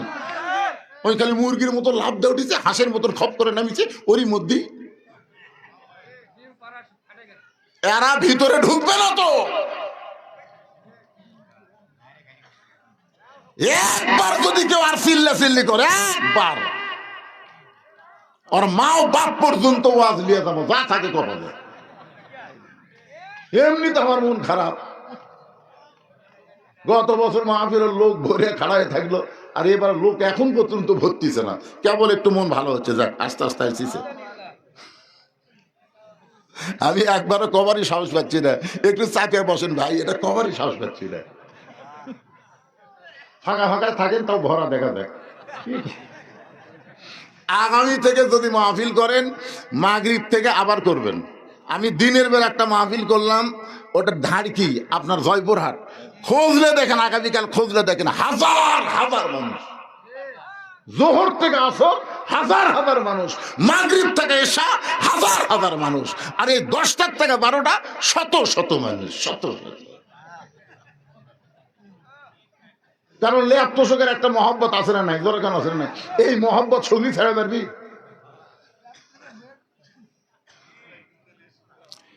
একটু গুরুত্বপূর্ণ আলোচনা ইন্না লিল্লাহর উপর কথা হচ্ছে।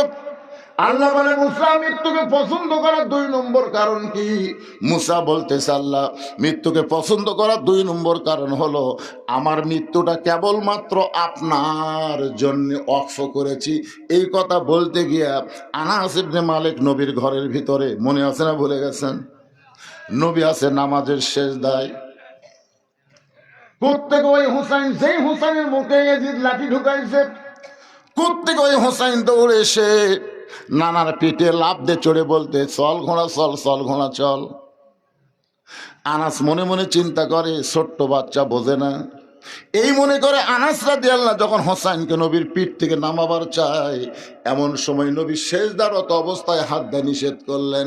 আনাস আবার ফেরত আসলো। কিছুক্ষণ পরে হোসাইন বলতেছে, যেই ঘোড়া চলে না এই ঘোড়ার পিঠে বসে থাকা কোনো লাভ নাই। হোসাইন রাগ করে যখন ঘর থেকে বের হয়ে যায়, আল্লাহর নবীর নামাজ যখন শেষ হয়ে গেল, এমন সময় আনাস রাদিয়াল্লাহু হাঁটু গেড়ে নবীর সামনে বসে বলে, ইয়া রাসূলুল্লাহ, এই হোসেন আপনার পিঠে চড়ে চল ঘোড়া করলো, আমি পিঠ থেকে নামাবার চাইলাম, আপনি নিষেধ করলেন। রাসূল বলে, আনাস তুমি খবর জানো না, হোসেন যখন আমাকে চল ঘোড়া বলতেছিল, আমি হোসেনকে পিঠ থেকে নামাবার চাইছিলাম, কিন্তু নামাজের মালিক আল্লাহ বলল, হাবিব আপনি যেমন হোসেনকে ভালোবাসেন আমি আল্লাহ তেমন ভালোবাসি। যতক্ষণ হোসাইন আপনার পিঠে বসে থাকবে আপনি সেজদা থেকে মাথা তুলবেন না। আনাস বলে, ইয়াজিদ রে, যে হোসাইন নবীকে ঘোড়া বানাইছে আর আল্লাহর সেইটা ভালো লাগছে, আর সেই হোসেনের মুখের মধ্যে লাঠি ঢুকে তুমি তিরস্কার করতেছ, তুমি আসলে হোসাইনকে চিনো না। হোসাইন নিজের জন্য নয়, আল্লাহর জন্য জীবন দিয়ে পৃথিবীতে অমর হয়ে গেছে। রে ইয়াজিদ শুনে নাও, তুমি কিছুদিন পরে দুনিয়ার থেকে চলে যাবে, তোমার নাম কেউ উচ্চারণ করলেও ঘৃণা করে উচ্চারণ করবে, মহব্বত করে তোমার নাম পৃথিবীতে কেউ রাখবে না। আপনার খুঁজলে দেখেন তো প্রত্যেক পাড়ায় পাড়ায় হোসেন আছে না নাই? কিন্তু ইয়াজিদ নামে একটা মানুষ আপনাদের আক্কেলপুর খুঁজে পাবেন।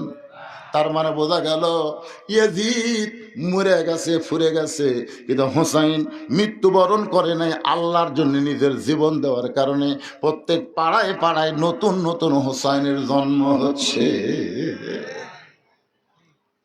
একটু মনোযোগ দিয়ে শোনেন আমার মায়েরা, পর্দার অন্তরালে যারা বসে আছেন, আমাকে বলা হয়েছে হুজুর পুরুষ যত মানুষ হয়েছে মেয়েরাও তেমন হয়েছে, কিন্তু আমি আজকে মাগরিবের নামাজের পর এখানে আইছি, এখন পর্যন্ত একটা বক্তা আমার মা বোনদের জন্য কোনো ওয়াজ করেনি। ধরে কোন কথা ঠিক কিনা?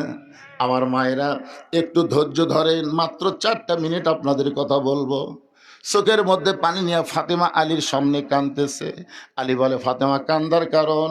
বলে, হাসান হোসেন 2 ভাই না খায়া ঘুমাইছে। এরা দুই ভাই চেতন পাইলে আমার কাছে খাবার চাবে। এখন বলো তো স্বামী, গোটা ঘরের মধ্যে কোনো খাবার নাই, গোটা ঘরের মধ্যে খাবার নাই, সন্তান দুইটা চেতন পাইলে বাপের কাছে বায়না ধরে না, বায়না ধরবে মায়ের কাছে। আপনার পকেট হাতায় দেখলাম একটা পয়সাও আপনার পকেটে নেই, তাই বাধ্য হয়ে আমার এই ওন্নাটা আপনার কাছে নিয়ে আসলাম। এই ওন্নাটা বিক্রি করে যেই টাকা হবে, এই টাকা দিয়ে হাসান হোসেনের জন্য আপনি একটু খাবার কিনবেন। হযরত আলীর চোখটা দর দর করে পানি পড়তেছে, ফাতেমার চোখটা পানি পড়তেছে। হযরত আলী ফাতেমার চোখের পানি নিজের হাতে মুছে নিয়ে নিজের গালে মেখে বলতেছে, ফাতেমা রে, দুনিয়ার কত ধনী ধনী যুবক তোমাকে বিয়ে করবার চাইছিল, কিন্তু তোমার বাবা আল্লাহর নবী আমার মতন গরিবের সঙ্গে তোমার বিয়ে দিল। আমার সংসারে তোমার কোনো শান্তি নেই, তোমার ব্যবহৃত অন্য বিক্রি করার জন্য দিচ্ছ, এখন আমি কি করব? হযরত আলী পকেটের মধ্যে অন্যখানা নিয়ে বাজারের মধ্যে ঘুরতেছে, কিন্তু বের করে বিক্রি করার কোনো সাহস পাচ্ছে না। হঠাৎ একজন খরিদ্দার এসে বলে, আলী ভাই, আপনি মনে হয় কিছু বিক্রি করবেন। আলী চমকে গেল, আমার পকেটের অন্যার কথা আল্লাহ ছাড়া কেউ জানে না, কিন্তু এই খরিদ্দার কেমনে বললো? পকেট থেকে অন্য বের করে সঙ্গে সঙ্গে খরিদ্দার ব্যাগটা মেলায় ধরে।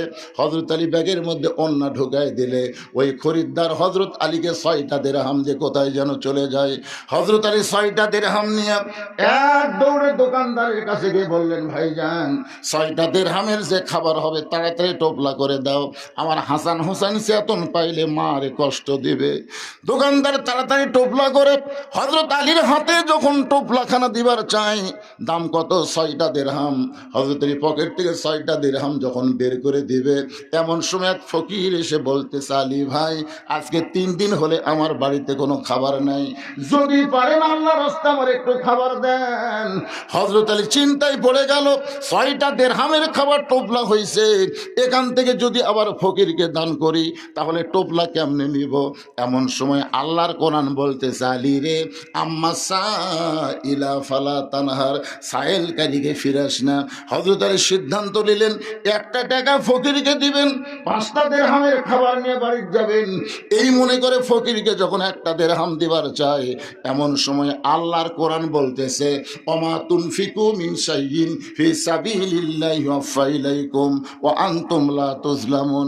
আলী রে, ফকিরকে যদি 1টা দিরহাম দাও, আল্লাহ তোমাকে 10টা দিরহাম দিবে, 2টা দিরহাম দিলে 20টা দিরহাম দিবে, 6টা দিরহাম যদি তুমি দান করে দাও, আল্লাহ বলতেছে আমি তোমাকে 60টা দিরহাম পুরস্কার দিয়ে দিব। হযরত আলী আল্লাহর কোরআনকে বিশ্বাস করে ফকিরকে 6টা দিরহাম যখন দিয়ে দেয়, ফকির হাসতে হাসতে যখন চলে গেল, দোকানদার বলে, আলী ভাই, টোপলার খবর কি? আলী বলতেছে, 1 টোপলা দিয়ে আমার হবে না, তুমি 2 বস্তা খাবার প্যাকেট করো। দোকানদারকে 2 বস্তা খাবার প্যাকেট করে হযরত আলী বাজারের মধ্যে ঘুরতেছে। হঠাৎ একজন ব্যক্তি উট নিয়ে রাস্তা দিয়ে আসতেছে, সালাম দে বলে, আলী ভাই, অযথা বাজারে ঘোরা জায়েজ নাই, এই উটটা কি কিনবেন নাকি? আলী বলতেছে, 1টা পয়সাও তোমার পকেটে নাই, তোমার উটটা আমি কেমনে কিনবো? উটওয়ালা বলতেছে, 100 দিরহাম বাকিতে উটটা কিনেন, বিক্রি করে আপনি টাকা দিবেন। এটাও কি আপনি পারবেন না? হযরত আলী জীবনে একটা খুশি মনে করে এত সুন্দর সুযোগ পাইয়া উটটাকে বাকিতে কিনে যেই মাত্র বিক্রি করতে গেলেন, চারিদিক থেকে খরিদ্দার ঘিরে ধরে বলতেছে, আলী ভাই, আপনি কবে থেকে আবার উট বেচার ব্যবসা শুরু করলেন? কত দাম নিবেন? এক খরিদ্দার বলতেছে, আলী রে, বেশিক্ষণ বাজারে থাকা যাবে না, আমি 160 দিরহাম তোমাকে দিয়ে দিলাম। হযরত আলী 160 দিরহামে উটটা বিক্রি করে উটওয়ালাকে 100 দিরহাম ফেরত দিয়া বাকি 60টা দিরহাম না দোকানে বললেন, ভাইজান খবর কি? বলে, আপনার কথা মতো 2 বস্তা প্যাকেট করেছি, দাম কত নিবা? বলে, 60টা দিরহাম দিলেই চলবে। হযরত আলী 60টা দিরহাম দিয়ে 2 বস্তা কান্দে করে যেই মাত্র ফাতেমার বাড়ির দরজায়, এখন দরজা বন্ধ দেখে হযরত আলী সালাম দিলেন, আসসালামু আলাইকুম ইয়া হালাল বাইত। ফাতেমা দরজার ওপার থেকে বলতেছে, ওয়া আলাইকুম আসসালাম, দরজা খোলা গেল না। হযরত আলী বলে ফাতেমা দরজা খোলো। ফাতেমা বলতেছে জানলা দিয়া তাকায় দেখলাম আপনি 2 বস্তা খাবার নিয়ে আসলেন, আমার ওন্না বিক্রি করার টাকা দিয়া বড় জোর 1 টোপলা খাবার হবে, আপনি 2 বস্তা কোথায় পাইলেন? এটা যতক্ষণ না বলবেন ততক্ষণ আমি দরজা খুলবো না। আলী বলতেছেন ফাতেমা কষ্ট পাইতেছি, দরজা খোলো। দরজা খুললি আমি বস্তার খবর বলবো। ফাতেমা বলতেছে আগে বলেন তারপরে দরজা খুলবো। আপনি কি মনে করেছেন আর স্বামী বেতন পাই 10,000 আর বাসা ভাড়া 12,000, মাছ গোস্ত কিনে বউ কিছুই কয় না? এমন ফাতেমা তো আমি না, বরং 2 বস্তা কোথায় পাইলেন যতক্ষণ না বলবেন ততক্ষণ আমি দরজা খুলবো না। আলী বলতেছে ফাতেমা দরজা খুললি আমি বলবো। ফাতেমা বলতেছে আগে বলেন তারপরে দরজা খুলবো। এভাবে স্বামী স্ত্রীর মধ্যে 1 ঘন্টা চলতেছে, ফাতেমাও দরজা খোলে না, আলীও বস্তার খবর বলে না। এমন সময় আল্লাহর কোরআন আলীর সামনে এসে বলতেছে আর রিজালু কাওয়ামুনা আলান নিসা, আলী রে পুরুষ থাকবে উপরে, নারী থাকবে নিচে। জোরে গান সুবহানাল্লাহ। এরশাদ চাচার পর থেকে এ পর্যন্ত আমরা খালি মেয়ে মানুষের তলে ছিলাম। জোরে কোন কথা ঠিক কিনা?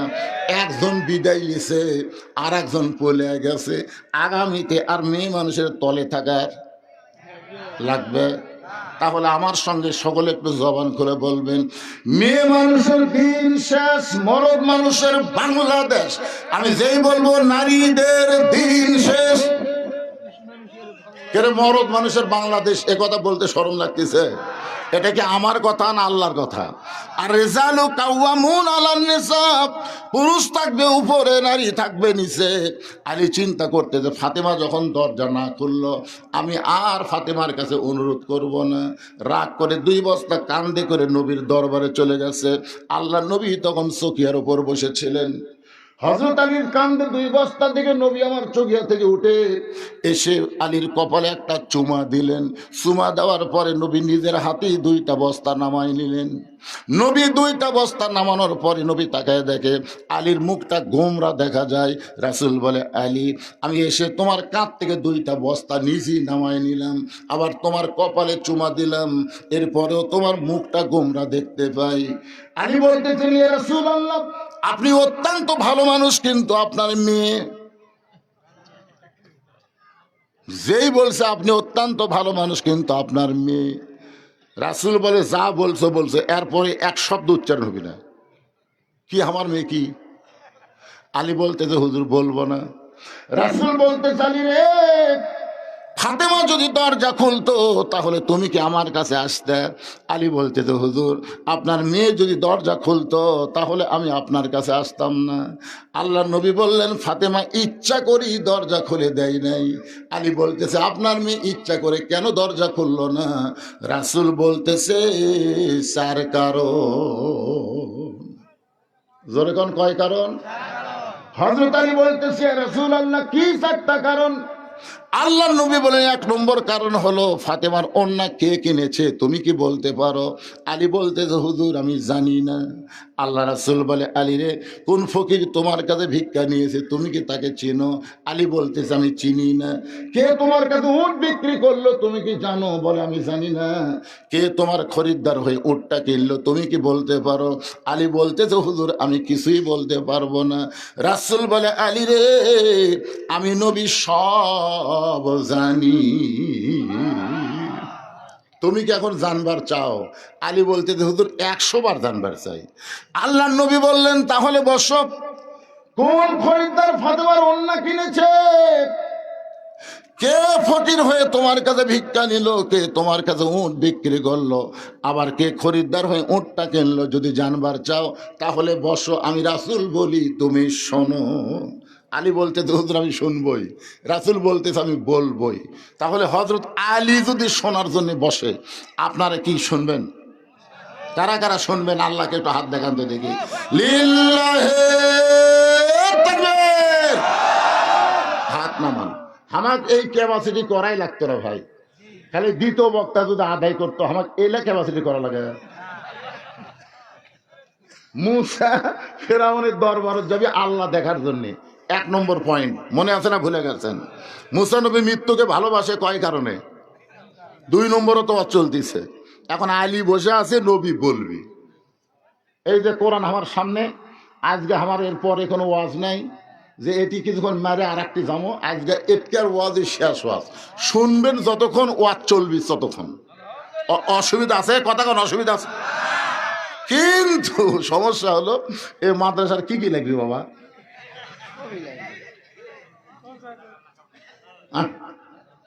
সামনে বিল্ডিং হচ্ছে, একটু বাকি অংশ একটা আছে, তিনটা পিলার। মাত্র 3 পিলার? 3 পিলার হলে একটা খোপ হবে আর কি, একটা কক্ষ। এই মুরব্বী চাচা, ও চাচা, ও চাচা, এ হাত তুলছেন বারে শোনার জন্য। এই সময় উঠে গেলে প্যারালাইসিস হইবা। না, কে বসে আছে? কোন আলী বসে আছে। হযরত আলীর মতন মহাজ্ঞানী রাসূল বলেছেন, আনা মাদিনাতুল ইলমি ওয়া আলিউ বাবুহা, আমি হচ্ছে ইলমের শহর, আলী হচ্ছে তার দরওয়াজা। আল্লাহ নবী যখন মদিনার প্রেসিডেন্ট ছিলেন, হযরত আলী ছিলেন শিক্ষামন্ত্রী। আবু বকর রাদিয়াল্লাহু যখন মদিনার খলিফা ছিলেন, তখন হযরত আলী ছিলেন শিক্ষামন্ত্রী। ওমর ফারুক যখন মদিনার খলিফা ছিলেন, হযরত আলী ছিলেন শিক্ষামন্ত্রী। ওসমান গনি যখন মদিনার খলিফা ছিলেন, তখন আলী ছিলেন শিক্ষামন্ত্রী। তার মানে বোঝা গেল খলিফা পাল্টিছে, শিক্ষামন্ত্রী পাল্টেনি। আজকে বাংলাদেশে আলীর মতন শিক্ষামন্ত্রী থাকলে এ মাদ্রাসার জন্য ভিক্ষা করা লাগতো। একদম বাগডম ঘোড়াডম সাদা ঢাক ঢোলক ঝাঁঝর বাঁধা মুসলমানের দেশে বন্ধ করে দিয়ে আল্লাহর কোরআনের শিক্ষা চালু হতো। জোরে কোন কথা ঠিক কিনা? খায়রুকুম মান তাআল্লামাল কোরআন ওয়া আল্লামা। ওই ব্যক্তির চাইতে উত্তম কোনো ব্যক্তি নাই যে ব্যক্তি আল্লাহ রাস্তায় মানুষকে কোরআন শিখায় এবং কোরআন শিখে এবং কোরআনে শিক্ষা দেয়। আজকে সেই মাদ্রাসার করুণ অবস্থা। 3টা পিলার লাগবি, পিলারের কথা শুনে এক মুরব্বী লাভ দিয়ে উঠলো। কে উঠিছেন? আমার কাছে আসেন।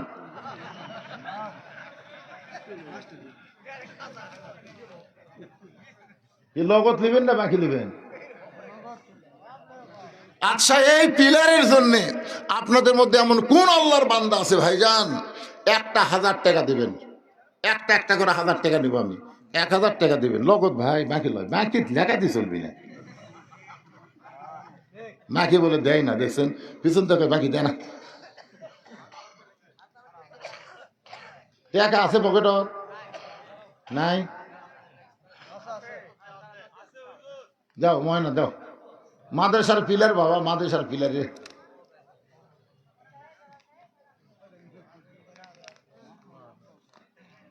দেখছেন, এরও বলে নাই। দেখছেন টাকা দাঁড় করতেছে, টাকা নেই। কি নাম? এনামুল ইমরান। লিল্লাহে তাকবীর। মাদ্রাসার পিলারের জন্য সর্বপ্রথম একটা যুবক ইমরান 1000 টাকা দান করেছে। আল্লাহ তার দান কবুল করেন। ভাইদের নাম কি? না, প্রতিষ্ঠাতা হয়ে 1000 টাকা খাওয়া আছে। আপনি 10,000 দেন, বাকি তো আপনি বাকি তো। প্রতিষ্ঠাতা টাকা কোনোদিন হারাবে না। আমি তার বুঝতে পারিনি ভাই রে, মাদ্রাসার প্রতিষ্ঠাতা ভাই আমার 1000 টাকা নগদে দিছে। আরো 10,000 টাকার দাবি করলাম পিলারের জন্যে। যাদের বাপ মা কবরে গেছে, বাপ মা মারা গেছে, বাপ মার কথা মনে করে এই মাদ্রাসায় একটা কোরআন শরীফ বাবদ 500 টাকা দান করা লাগবে। যাদের বাপ মা মারা গেছে, ওই বাপ মার কথা মনে করে এই নবীর এতিম মাদ্রাসায় একটা কোরআন শরীফ দান করবেন। কোরআন শরীফ বাজার থেকে আনা লাগবে না, আপনি 500 টাকা দিলে একটা কোরআন দানের সওয়াব আল্লাহ দিয়া দিবে। আমার মায়েরা, পর্দার অন্তরে যেন বসে আছেন মা, আমি দোয়া করে দিব মা ফাতেমার সঙ্গে আল্লাহ যেন আপনার করুক জান্নাত দিয়ে দেয়। মাশাআল্লাহ। কোরআন শরীফ বাবদ আল্লাহ তোমার একজন বান্দা, এই টাকা ভিন্ন থাকবে। কোরআন শরীফ বাবদ এই সাইডে একজন আল্লাহর বান্দা কোরআন শরীফ বাবদ 500 টাকা দান করেছে। আল্লাহ তার আপনজন যারা কবরে গেছে এই দানের ছিল। মাদ্রাসার বাচ্চাগুলা কুটি, মাদ্রাসার ছাত্র, মাদ্রাসা ওই যে এক মুরব্বী টাকা ধরে আছে, এটা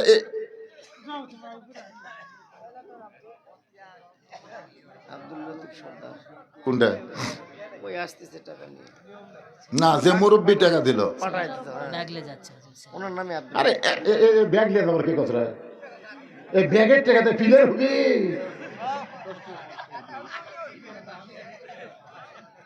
আপনারা কি মনে করছেন লোক উঠবি? আলী বসে আছে, আলী বসে আছে। এই তো মাশাআল্লাহ, আপনি কি সর্দার? এই আপনি সর্দার কিছু দেন, সাকিদার কিছু দেন। বাবা নাই, বাবার নাই।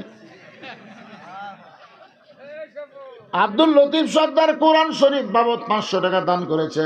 আল্লাহ তার দান কবুল করেন, আল্লাহ নেক নিয়ত নেক আশা পুরা করেন। জোরে বলে আল্লাহুম্মা আমিন। দেন ভাই, দেন দেন। এতগুলো মানুষের মধ্যে 100টা কোরআন শরীফ দিতে পারবেন না আপনারা? এমনও ব্যক্তি আছে 1,10,000টা কোরআন শরীফ 5,000 টাকা দিবে। পৃথিবীর শ্রেষ্ঠ দান নবীর মাদ্রাসায় একটা কোরআন শরীফ বাবদ আল্লাহ রাসূল দেন দেন। একটু ইচ্ছা করেন, দেওয়ার মালিক কে? আপনারা খালি দিবেন। এ বাকি লেন তো, বাকি লেন, আদায় হবে ইনশাল্লাহ। এই বাকির নাম ফাঁকি কয়া মানুষ অনেকে সাহস পাচ্ছে না, টাকা সবাই দিয়ে যাচ্ছে। তাই দেন দেন। আপনাদের মধ্যে 500 টাকা নাই? পৃথিবীর শ্রেষ্ঠ দান নবীর মাদ্রাসাত একটা কোরআন শরীফ।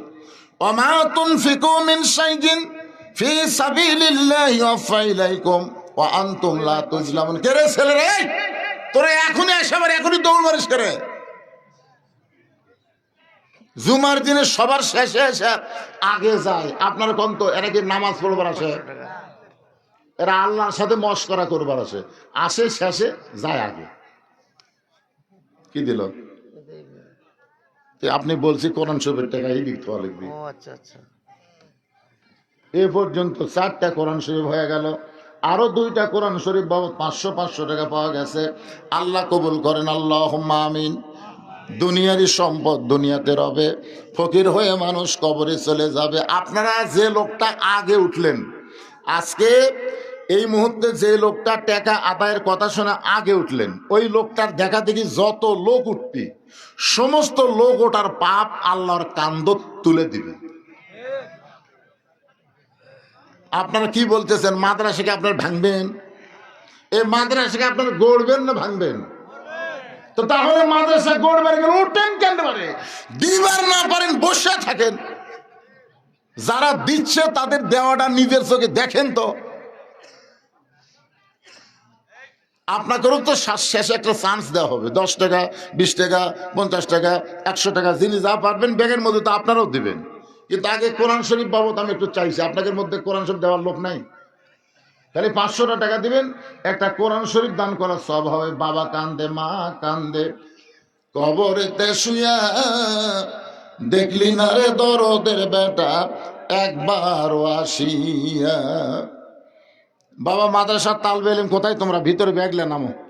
10 টাকা, 20 টাকা, 50 টাকা, 100 টাকা, যিনি যা পারে দাও। সবাই দিবেন ভাই, সবাই দিবেন, আল্লাহর রাস্তায় দিবেন। একটু ধরে ধরে দিবেন। ছেঁড়া ছুড়া টেকা দান দেন না, তালি দেওয়া টেকা দান খবরদার ব্যাগত ফেলান না। এই তালি দেওয়া টাকা, ছেঁড়া টাকা আপাতত কিন্তু লিখছে না। কেউ লিখছে? দেখবেন একটা পান খাবার গেলেও লেয় না, চা খাবার গেলেও ধরে না, ওই টাকা ব্যাগের মধ্যে মেরে দিচ্ছে। আল্লাহ কোরআনে বলেছে, লান তানালুল বিররা হাত্তা তুনফিকু মিম্মা তুহিব্বুন। তুমি যেইটাকে সবচাইতে বেশি মহব্বত করো ওইটাই তুমি আল্লাহ দিয়ে দাও। কারণ এইটা আল্লাহর দরকার নাই, এটা তোমারই দরকার। তোমার জন্য আল্লাহ জান্নাতের ব্যাংকে অ্যাকাউন্ট খুলে রাখছে। যেটা দান করবেন ওইটাই আপনার নিজের। আর সহায় সম্পত্তি, বাড়ি গাড়ি যা কিছু রাইখা যাবেন সব অপরে ভোগ করবে, নিজের জন্য কিছুই থাকবে না। ধান দেন, চাল দেন। এই মাদ্রাসায় ধান দিবেন, ইরির ধান হলে দিবেন 1 মণ 2 মণ ধান লেখা দেন। এই যে কাগজ কলম নিয়ে নামছে আপনার লেখা দিবেন যে আমি এই মাদ্রাসায় আল্লাহর রাস্তায় আমার আবাদ হলে 1 মণ ধান দান করব। এই মাদ্রাসা কেমনে চলবে ভাই যদি আপনার দানের হাতটা গুটাইলেন? সবাই দান করবেন। দানকারী গো পিতা মাতা সুখে রাইখো কবরে, নূরের টুপি পরাইয়া উঠাবেন রোজ হাসরে। দোয়া কর দম বাদার গায়ে এলাহি হায়াত দৌলত এলমে দারাজি। এদের প্রধান অতিথি যাওয়ার সময় একটা ফিস করে একটা কথা কয়ে গেল যে কে জানে 1 লাখ টাকা দিবার পথে। এদের জনগণ শুনিছে?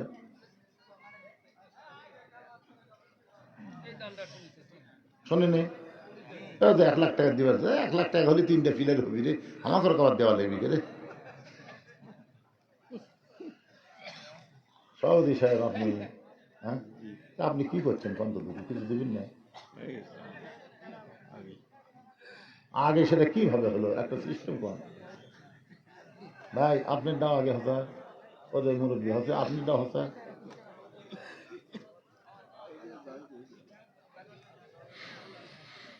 না আগে যদি হয়ে থাকে তার কাছে আবার নতুন করে চাওয়া তো যাবি না। কোরআন শরীফ বাবদ কিছু দেন পারে, কোরআন শরীফ হিসাবে দেন। দেখি আমার ভাইকে পকেট হাতাচ্ছে, দেখি কি হয়। এই আদায় শেষ, এই ব্যাগগুলো নিয়ে সব ভিতরে আসো, এই টেজের ওর চলে আসো। আর যারা ফাঁকা ফুঁকা হয়ে গেছেন সবাই আবার সামনের দিকে চাপা বসেন, এক্ষুনি আবার আলোচনা শুরু হবে। হ্যাঁ, সবাই সামনের দিকে চাপা আসেন আর জিকির করেন লা ইলাহা ইল্লাল্লাহ, লা ইলাহা ইল্লাল্লাহ। এই যারা পিছনে আছেন সামনে আসেন, যারা গেছে চলে গেছে, অসুবিধা কি? ধানের মধ্যে সিটা পাতান থোয়ার দরকার আছে? আপনারা বলেন তো, বিশাল একটা ঠিপ কিন্তু আর্ধেকই সিটা পাতান। বাতাস দেন, বাতাস দিলেই দেখবেন সিটা পাতান উড়ে দেবি। তা আদায় মানে বাতাস দেওয়ার মতন, বুঝলেন না? যে আদায় শুরু করবে সিটা পাতানে থাকা পারবি না, উড়ে উড়ে চলে দেবে। যেগুলো দানাদার ইমানদার তারা বসে থাকবে ইনশাল্লাহ। আমার বাকি কথাটা আপনাকে বলে আপনাকে নিয়ে আমি আখেরে মোনাজাত করব। সেই জন্য সবাই যারা বাইরে গেলেন ভিতরে আসেন, এখনই আলোচনা শুরু হবে। হযরত মুসা আল্লাহ কেমন আছে দেখার জন্য ফেরাউনের দরবারে গেছে। মনে আছে না, ভুলে গেছেন? আল্লাহ বলেছে মুসা তোমার খবর কি? মুসা বলতেছে আলহামদুলিল্লাহ। তখন মুসা বলতেছে আল্লাহ আপনার খবর কি? আল্লাহ বলেছেন ইযহাব ইলা ফিরাউন ইন্নাহু তাগা। আমি আল্লাহ কেমন আছি যদি দেখবার চাও তাহলে ফেরাউনের দরবারে যাও। এবার মুসা আল্লাহ কেমন আছে দেখার জন্য ফেরাউনের দরবারে গিয়ে দেখে ফেরাউন সিংহাসনে বসে একটা জিকির করতেছে, আনা রব্বুকুমুল আলা, আনা রব্বুকুমুল আলা। আপনারা বলেন তো, আনা রব্বুকুমুল আলা শব্দের অর্থ কি? কি চার স্তরে বসে গল্প করতেছে জানেন? এটা আবার কি দিল, দানের স্লিপ না মশলার স্লিপ?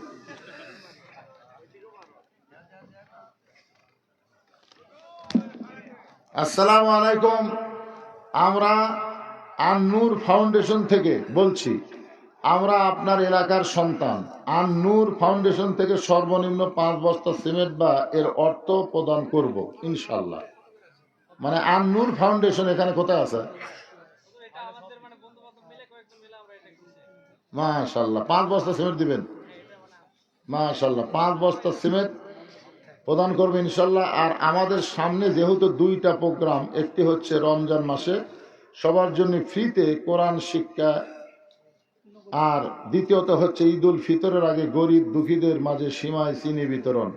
এরপর যদি আমাদের ফাউন্ডেশন থেকে বেশি কিছু কালেকশন করা যায় তাহলে আমরা 5 বস্তা থেকে আরো বেশি কিছু মাদ্রাসায় দেওয়ার চেষ্টা করব। আমরা দোয়া করব, কি সুন্দর নাম আন-নূর, আল্লাহ নূরে মোনাওয়ার করে দাও, ধরে কান আমিন। মাশাআল্লাহ, কত সুন্দর প্রোগ্রাম তারা নিয়েছে, আল্লাহ কবুল করুক। ইয়াস কোরআন শরীফ বাবদ 500 টাকা দান করেছে, আল্লাহ দানকে কবুল করেন। সকলে বলে আল্লাহুম্মা আমিন। অত্যন্ত গুরুত্বপূর্ণ কথা, বর্তমান বাংলাদেশের প্রেক্ষাপটে চার স্টলে আমাদের 5 পেরে গল্প শুরু হয়ে গেছে। গল্প কি জানেন? গল্প করতেছে আগে আওয়ামী লীগ ক্ষমতা ছিল, আগামীতে বিএনপি ক্ষমতা আসতেছে। আগে আওয়ামী লীগ ক্ষমতা ছিল, আগামীতে বিএনপি ক্ষমতা আসতেছে। এই কথা শুনে আমি বলছি নাউজুবিল্লাহ, নাউজুবিল্লাহ, নাউজুবিল্লাহ। তা আমার এই নাউজুবিল্লাহ শুনে 3-4 জন খুব খেপে গেছে। আমার কয় হুজুর আপনি নাউজুবিল্লাহ করলেন কেন? আওয়ামী লীগ কি ক্ষমতা ছিল না? আমি বললাম না। বিএনপি ক্ষমতাতে আসবে না? আমি বললাম না। তখন সব লোক আমাকে ধরে বলতে তাহলে কে আসবি? আওয়ামী লীগও ছিল না, বিএনপিও আসবি না, তাহলে ক্ষমতাতে আসবি কে? আমি বললাম পাগলা, ক্ষমতাত কেউ আসে না রে পাগলা, সব সময় একজন ক্ষমতা থাকে, তিনি হলেন আমার আল্লাহ। ক্ষমতার ব্যাপারেও সেরে গেছে, আছে না নাই?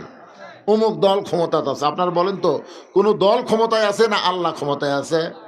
এই জন্য আল্লাহ সূরা মুলকের প্রথমেই বললেন তাবারাকাল্লাযী বিয়াদিহিল মুলকু ওয়া হুয়া আলা কুল্লি শাইইন কাদির।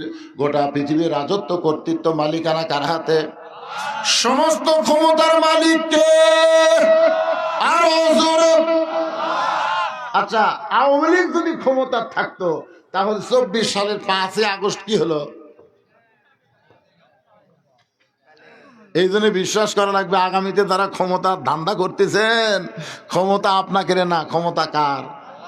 এদিক সেদিক এদিক সেদিক করলি আবার।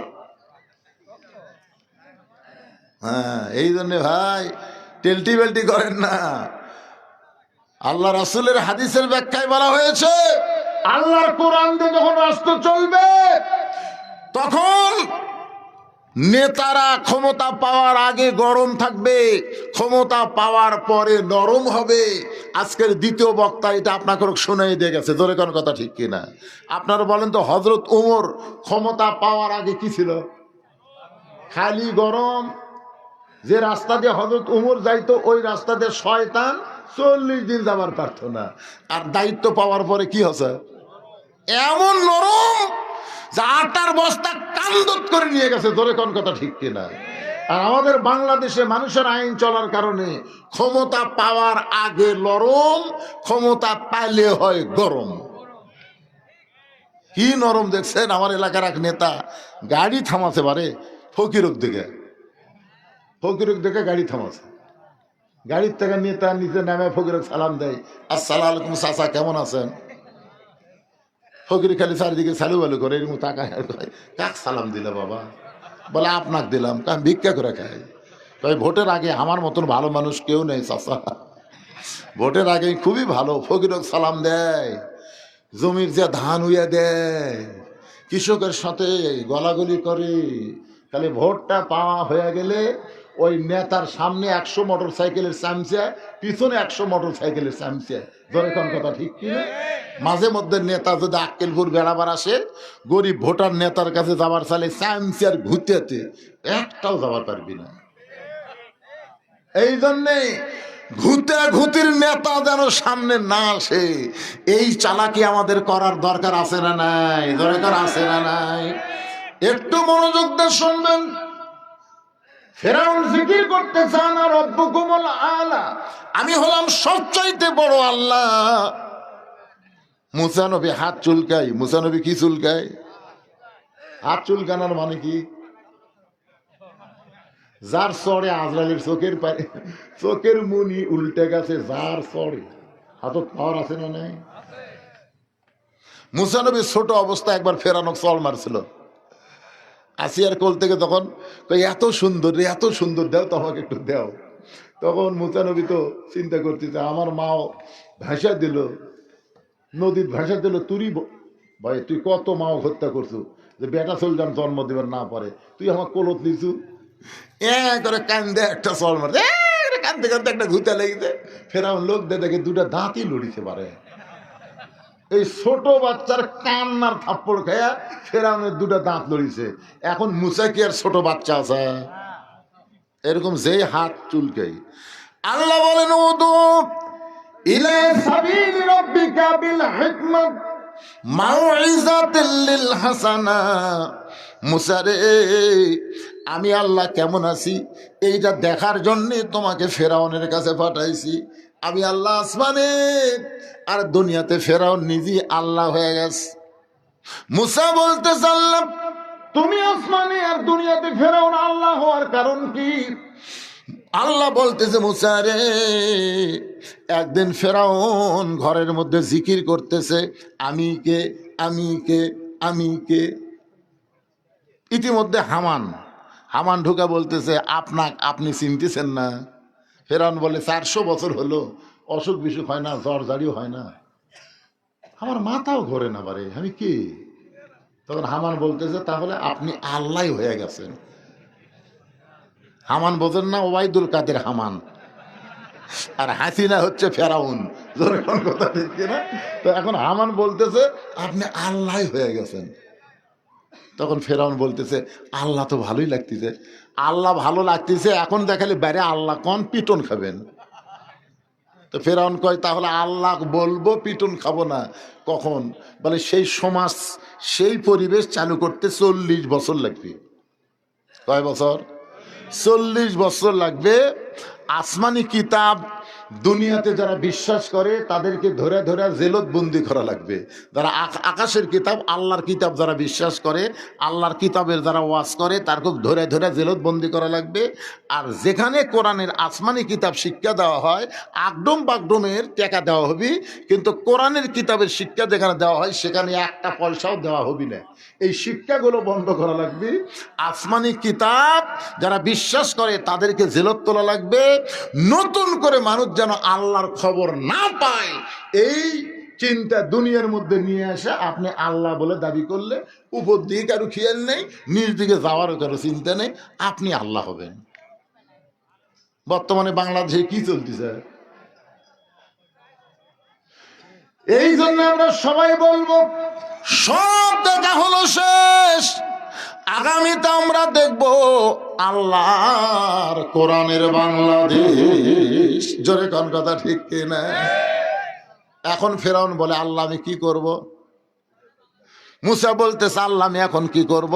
আমি তো যা দেখলাম আমার হাত চুলকায়, ফেরাউনের কান সারা ফাটাবার মন চাই। আল্লাহ বলে মুসা তাহলে দৌড় দে। মুসা বলতেছে আল্লাহ দৌড় কেন দিব? আল্লাহ বলে আমি হুকুম করলাম দৌড় দে। মুসা যখন দৌড় দেয়, ফেরাউন বলতেছে রে সৈন্যরা দেখো আমার ভয়ে মুসা দৌড়ায়, আমরা ধাবড়াই। মুসা দৌড়ায়, ফেরাউনের গ্রুপ ধাবড়ায়।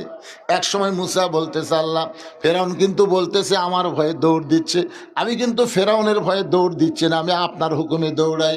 আল্লাহ বলে মুসা এমন একটা জায়গায় যাও যেই জায়গায় গেলে তুমি হবা নিরাপদ আর ফেরাউন হবে বিপদ। আল্লাহর বান্দার একটু মনোযোগ দেন। আল্লাহ বলে মুসা রে মৃত্যুকে পছন্দ করার 3 নম্বর কারণ কি? মুসা বলতেছে আল্লাহ মৃত্যুকে পছন্দ করার 3 নম্বর কারণ হলো এই দুনিয়া ক্ষণস্থায়ী, মৃত্যুর মাধ্যমে ক্ষণস্থায়ী দুনিয়া আমার পরিসমাপ্তি হবে, আখিরাতের চিরজীবন আমি পেয়ে যাব। আপনার বলেন তো ক্ষণস্থায়ী ভালো না চিরস্থায়ী ভালো? তাহলে দুনিয়া কি? ক্ষণস্থায়ী। আর মরার পরে আমরা যেই জগৎ পাবো সেইটা কি? তাহলে আপনারা চিরস্থায়ী পছন্দ করেন না ক্ষণস্থায়ী? 1 নম্বর হলো না মরলে জান্নাতে যাওয়া যাবে না, 2 নম্বর মরবো আল্লাহর জন্যে, আর 3 নম্বর হলো দুনিয়া ক্ষণস্থায়ী বাদ দিয়ে চিরস্থায়ী আখিরাতে যাব। এই 3টা কারণে আমাদের সবাইকে মৃত্যুকে ভালোবাসতে হবে। বাজান একটু মনোযোগ দিয়ে শোনেন। আল্লাহ বলেন আলী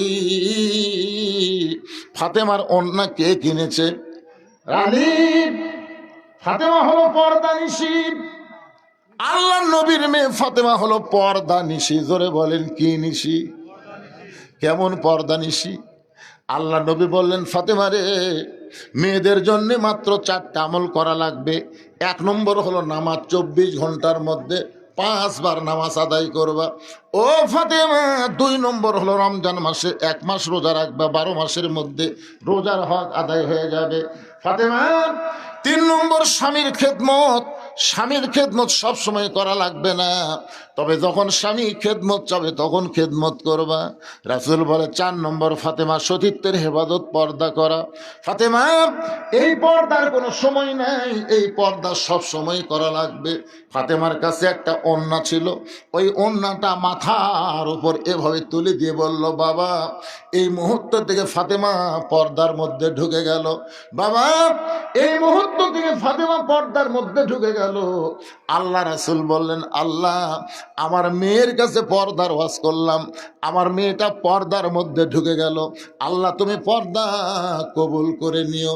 ফাতেমার পর্দা আল্লাহ এমন কবুল করেছে, এক সময় আল্লাহ তাআলা নবীকে জানাই দিল নবী গো আপনার ফাতেমা পর্দা নিশি হওয়ার কারণে আমি আল্লাহ তাআলা ফাতেমার জন্য একটা ডিগ্রি দিয়ে দিলাম। রাসূল বলে আল্লাহ কি ডিগ্রি দিলেন? আল্লাহ বললেন সাইদাতুন নিসাই আহলেল জান্নাহ।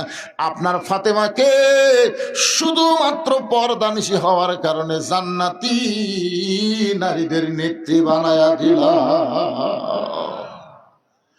নবী বলেন আলী রে সেই ফাতেমার ওড়না দুনিয়ার কোন মানুষ কিনুক এইটা আল্লাহ পছন্দ করে নাই। ফাতেমার ওড়না দুনিয়ার কোনো মানুষ কিনবে? এইটা আল্লাহ পছন্দ করে না। কারণ পর্দানিশী নারীকে আল্লাহ বড় ভালোবাসে।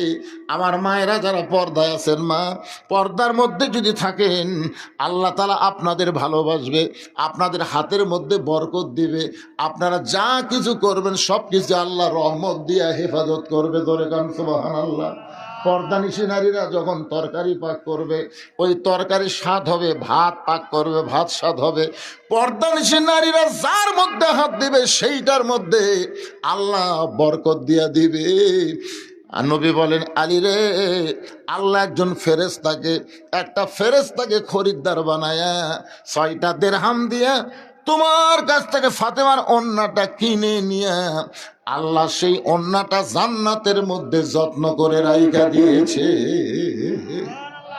আলী, আলী রে, যেই ফকির তোমার কাছে ভিক্ষা চাইলো, যেই ফকিরকে তুমি 6টা দিরহাম দান করে দিলা, এই ফকিরকে তুমি চেনো না, কিন্তু ওই ফকিরটা হলো ওই ফেরেশতা, যেই ফেরেশতা ফাতেমার ওড়না কিনে জান্নাতের মধ্যে আল্লাহর হুকুমে যত্ন করে রেখেছে।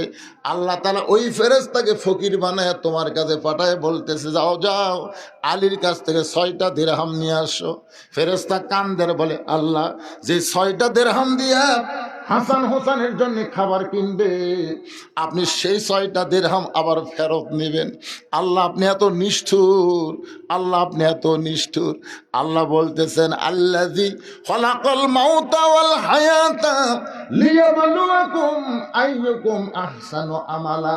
ফেরেশতা রে, আমি আল্লাহ আজকে আলীকে পরীক্ষা করব, আমার কোরআনের দাম বেশি না তার সন্তানের দাম বেশি?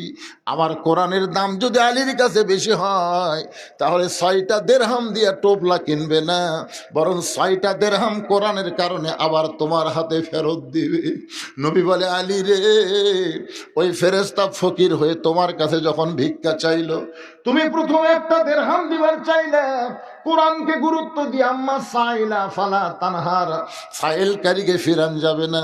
কিন্তু একটা দিরহাম যেই মাত্র দিবা, এমন সময় আল্লাহর কোরআন বলল, ওমা তুনফিকু মিন শাইইন ফি সাবিলিল্লাহি ওয়াফা ইলাইকুম। কেউ যদি আল্লাহ রাস্তায় দেয় আল্লাহ তাকে আবার ফিরিয়ে দেয়। আল্লাহকে কেউ যদি 1 দেয় আল্লাহ তাকে 10 গুণ বাড়ায় দেয়। আলী, তুমি আল্লাহর কোরআনকে বিশ্বাস করে ফকিরকে যখন 6টা দিরহাম দিয়ে দিলাম, ফকির 6টা দিরহাম নিয়ে আল্লাহর কাছে কাঁদতেছে। আল্লাহ বলে, কান্দিস কেন? বলে, ছেলের জন্য খাবার জন্য টোপলা নিচ্ছিল, 1 হাতে টোপলা নিবে, 1 হাতে দিরহাম দিবে, আর সেই 6টা দিরহাম আপনি কাইরা নিলেন। আল্লাহ, আপনি কাইরা নিলেন। আল্লাহ বলে, ফেরেশতা রে, তুই মনে করতেছিস আমি কাইরা নিলাম, কিন্তু আলীর ঈমান বলতেছে 6টা দিলে 60টা পাবে। যা যা, একটা উট নিয়ে বিক্রেতা হয়ে আলীর কাছে যা, 100 দিরহামে উটটা বিক্রি করবে বাকিতে, আবার তুই খরিদ্দার হয়ে 160 দিরহাম দিয়ে উটটা কিনে আনবি। রাসূল বলে, আলী রে, উটটা তোমার কাছে 100 দিরহামে বাকিতে বিক্রি করলো, আবার ওই ফেরেশতা খরিদ্দার হয়ে 160 দিরহাম দিয়া তোমার কাছ থেকে উটটা কিনলো। তুমি 100 দিরহাম ফেরত দিলে, আর 6টা দিরহাম দান করার কারণে আল্লাহ তাআলা দুনিয়াতেই তোমাকে 60টা দিরহাম দিয়া দিল। আল্লাহর বান্দারা খালি সুবহানাল্লাহ বললে হবে না, বিশ্বাস করা লাগবে। আলীর মতন গরিব অবস্থায় থেকে যদি এইভাবে দান করে দেয় পাওয়ার জন্যে, আপনারা কি সেই বিশ্বাস করেন না ভাই? এই মাদ্রাসাকে দিবেন, অত্যন্ত গরিব মাদ্রাসা, এই মাদ্রাসার ঘর হচ্ছে না। এই যে বাচ্চারা এখন শীতের মধ্যে তাও ল্যাপটপ গাও দেশে আছে, কিন্তু ঘরটা যদি না হয় কিছুদিন পরে যখন বৃষ্টি হবে তখন এই মাদ্রাসার মাসুম বাচ্চারা বৃষ্টির পানিতে ভিজবে। আপনাদের মধ্যে এমন কি আল্লাহর পাগল নাই যে এই মাদ্রাসার জন্য 1টা বস্তা 2টা বস্তা করে সিমেন্ট দিবেন যে হুজুর এই মাদ্রাসা হবে, আমাদের বাড়ি পায়খানা সব কিছু হয়ে গেছে, আর নবীর এতিম ঘরটা আজকে বড় জরাজীর্ণ অবস্থায় পড়ে আছে। তাই আপনাদের সবার কাছে এই মাদ্রাসার রাসূলের মহব্বতে দানের ব্যাপারে আপনাদের অনুরোধ করে আমি আজকের মতো আলোচনা এখানেই সমাপ্তি করব। ভাই সবাই আর একবার আমার সঙ্গে পড়েন, ইজা আসাবাতুহুম মুসিবাতুন ক্বালু ইন্না লিল্লাহি ওয়া ইন্না ইলাইহি রাজিউন। সবচাইতে বড় বিপদ কি? এই সবচাইতে বড় মুসিবত কি? বুঝবার পারলেন না? আরে এতক্ষণ ধরে বুঝালাম সবচাইতে, আবার কয় মৃত্যু। সবচাইতে বর্তমানে বাংলাদেশ সবচাইতে বড় বিপদ হলো কোরআনের ওয়াজ শুনবি কিন্তু কোরআন অনুযায়ী চলবি না। কি মনে করতেছেন এটা রহমত? যে কোরআনকে আল্লাহ বলেছেন অনুনাজ্জিলু মিনাল কোরআনি মা হুয়া শিফাউ ওয়া রাহমাতুল লিল মুমিনিন, এই কোরআনকে আমি নাজিল করেছি মুমিনদের যাবতীয় রোগের শেফা এবং রহমত স্বরূপ। তাহলে আমরা মুমিন ভাই, এত রাত ধরে আমরা এখানে বসে আছি শুধুমাত্র আল্লাহর কোরআনের মহব্বতে। কোরআনের মাদ্রাসার দিকে একটু মহব্বত করবেন, রাজি আছেন? একটু সব কোন এলাকার লোক রে? এই গ্রামের নাম কি? এই গ্রামের নাম হলো বেলকুন্ডির। কারা কারা আছেন হাত তুলতে দেখি। এই বেলকুন্ডির লোক নাই?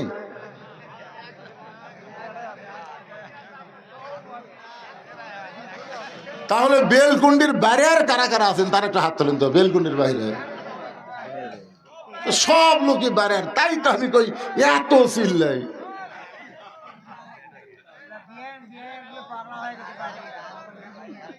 আচ্ছা আপনি কোন তো ভাই টাকা কি এই যে শুন টাকা কি আগে আদায় করতে হয়?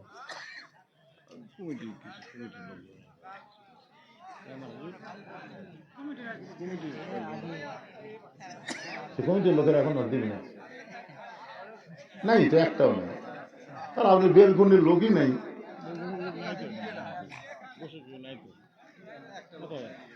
সব লোক বাইরের লোক হাইরে হাইরে, তাই তো এত চিল্লাইছি এতে না কেন?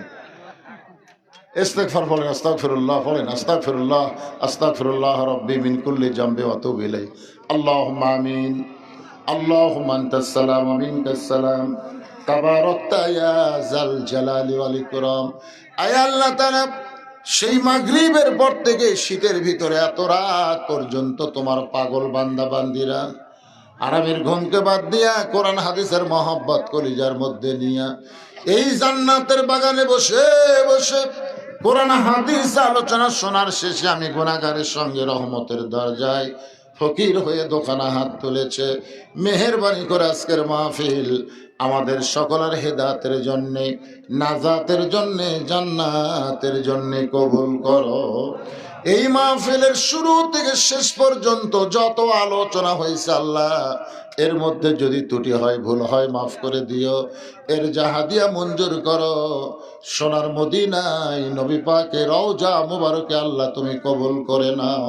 তামাম আম্বিয়ায়ে কেরাম, আসহাবে কেরাম, তাবিনী কেরাম, তাবিনী কেরাম, তামাম পৃথিবীর মাটির নিচে যত মুমিন মুমিনা শুয়ে আছে আল্লাহ, সকলের আরওয়াহ ফরেহা দিয়া কবুল করো। আল্লাহ আমরা যারা হাত তুলেছি, আমাদের জনম দুঃখী মা বাবা যাদের কবরে চলে গেছে, আল্লাহ মেহেরবানি করে মা বাবার কবরকে জান্নাতের টুকরা কবুল করো। আমাদের দাদা দাদি, নানা নানি, আত্মীয় স্বজন, শ্বশুর শাশুড়ি যাদের কবরে গেছে আল্লাহ, সকলের কবরকে জান্নাতের টুকরা বানায় দাও। আয় আল্লাহ তাআলা, এই মাদ্রাসাকে কিয়ামত পর্যন্ত কবুল করো। এই মাদ্রাসার যতগুলো সমস্যা আছে আল্লাহ তুমি কুদরতি ভাবে এলাকার মানুষদেরকে মাদ্রাসার মুহাব্বিন বানায় সমস্যার সমাধান করে দাও। আজকের মাহফিলের সম্মানিত সভাপতিকে আল্লাহ তুমি কবুল করো, সহসভাপতিদের কবুল করো, প্রধান অতিথি কবুল করো, বিশেষ অতিথিদের আল্লাহ তুমি কবুল করো। মাদ্রাসার মুহতামিম, মাদ্রাসার ওস্তাদ, মাদ্রাসার তালবে ইলম আল্লাহ সকলকে তুমি কবুল করে নাও। আমার মা বোনেরা পর্দার অন্তরালে বসে বসে ওয়াজ শুনেছে, আবিদা সালিহা পর্দা নিশে কবুল করো আল্লাহ। অনেকে দান খয়রাত করেছে, দোয়া চেয়েছে।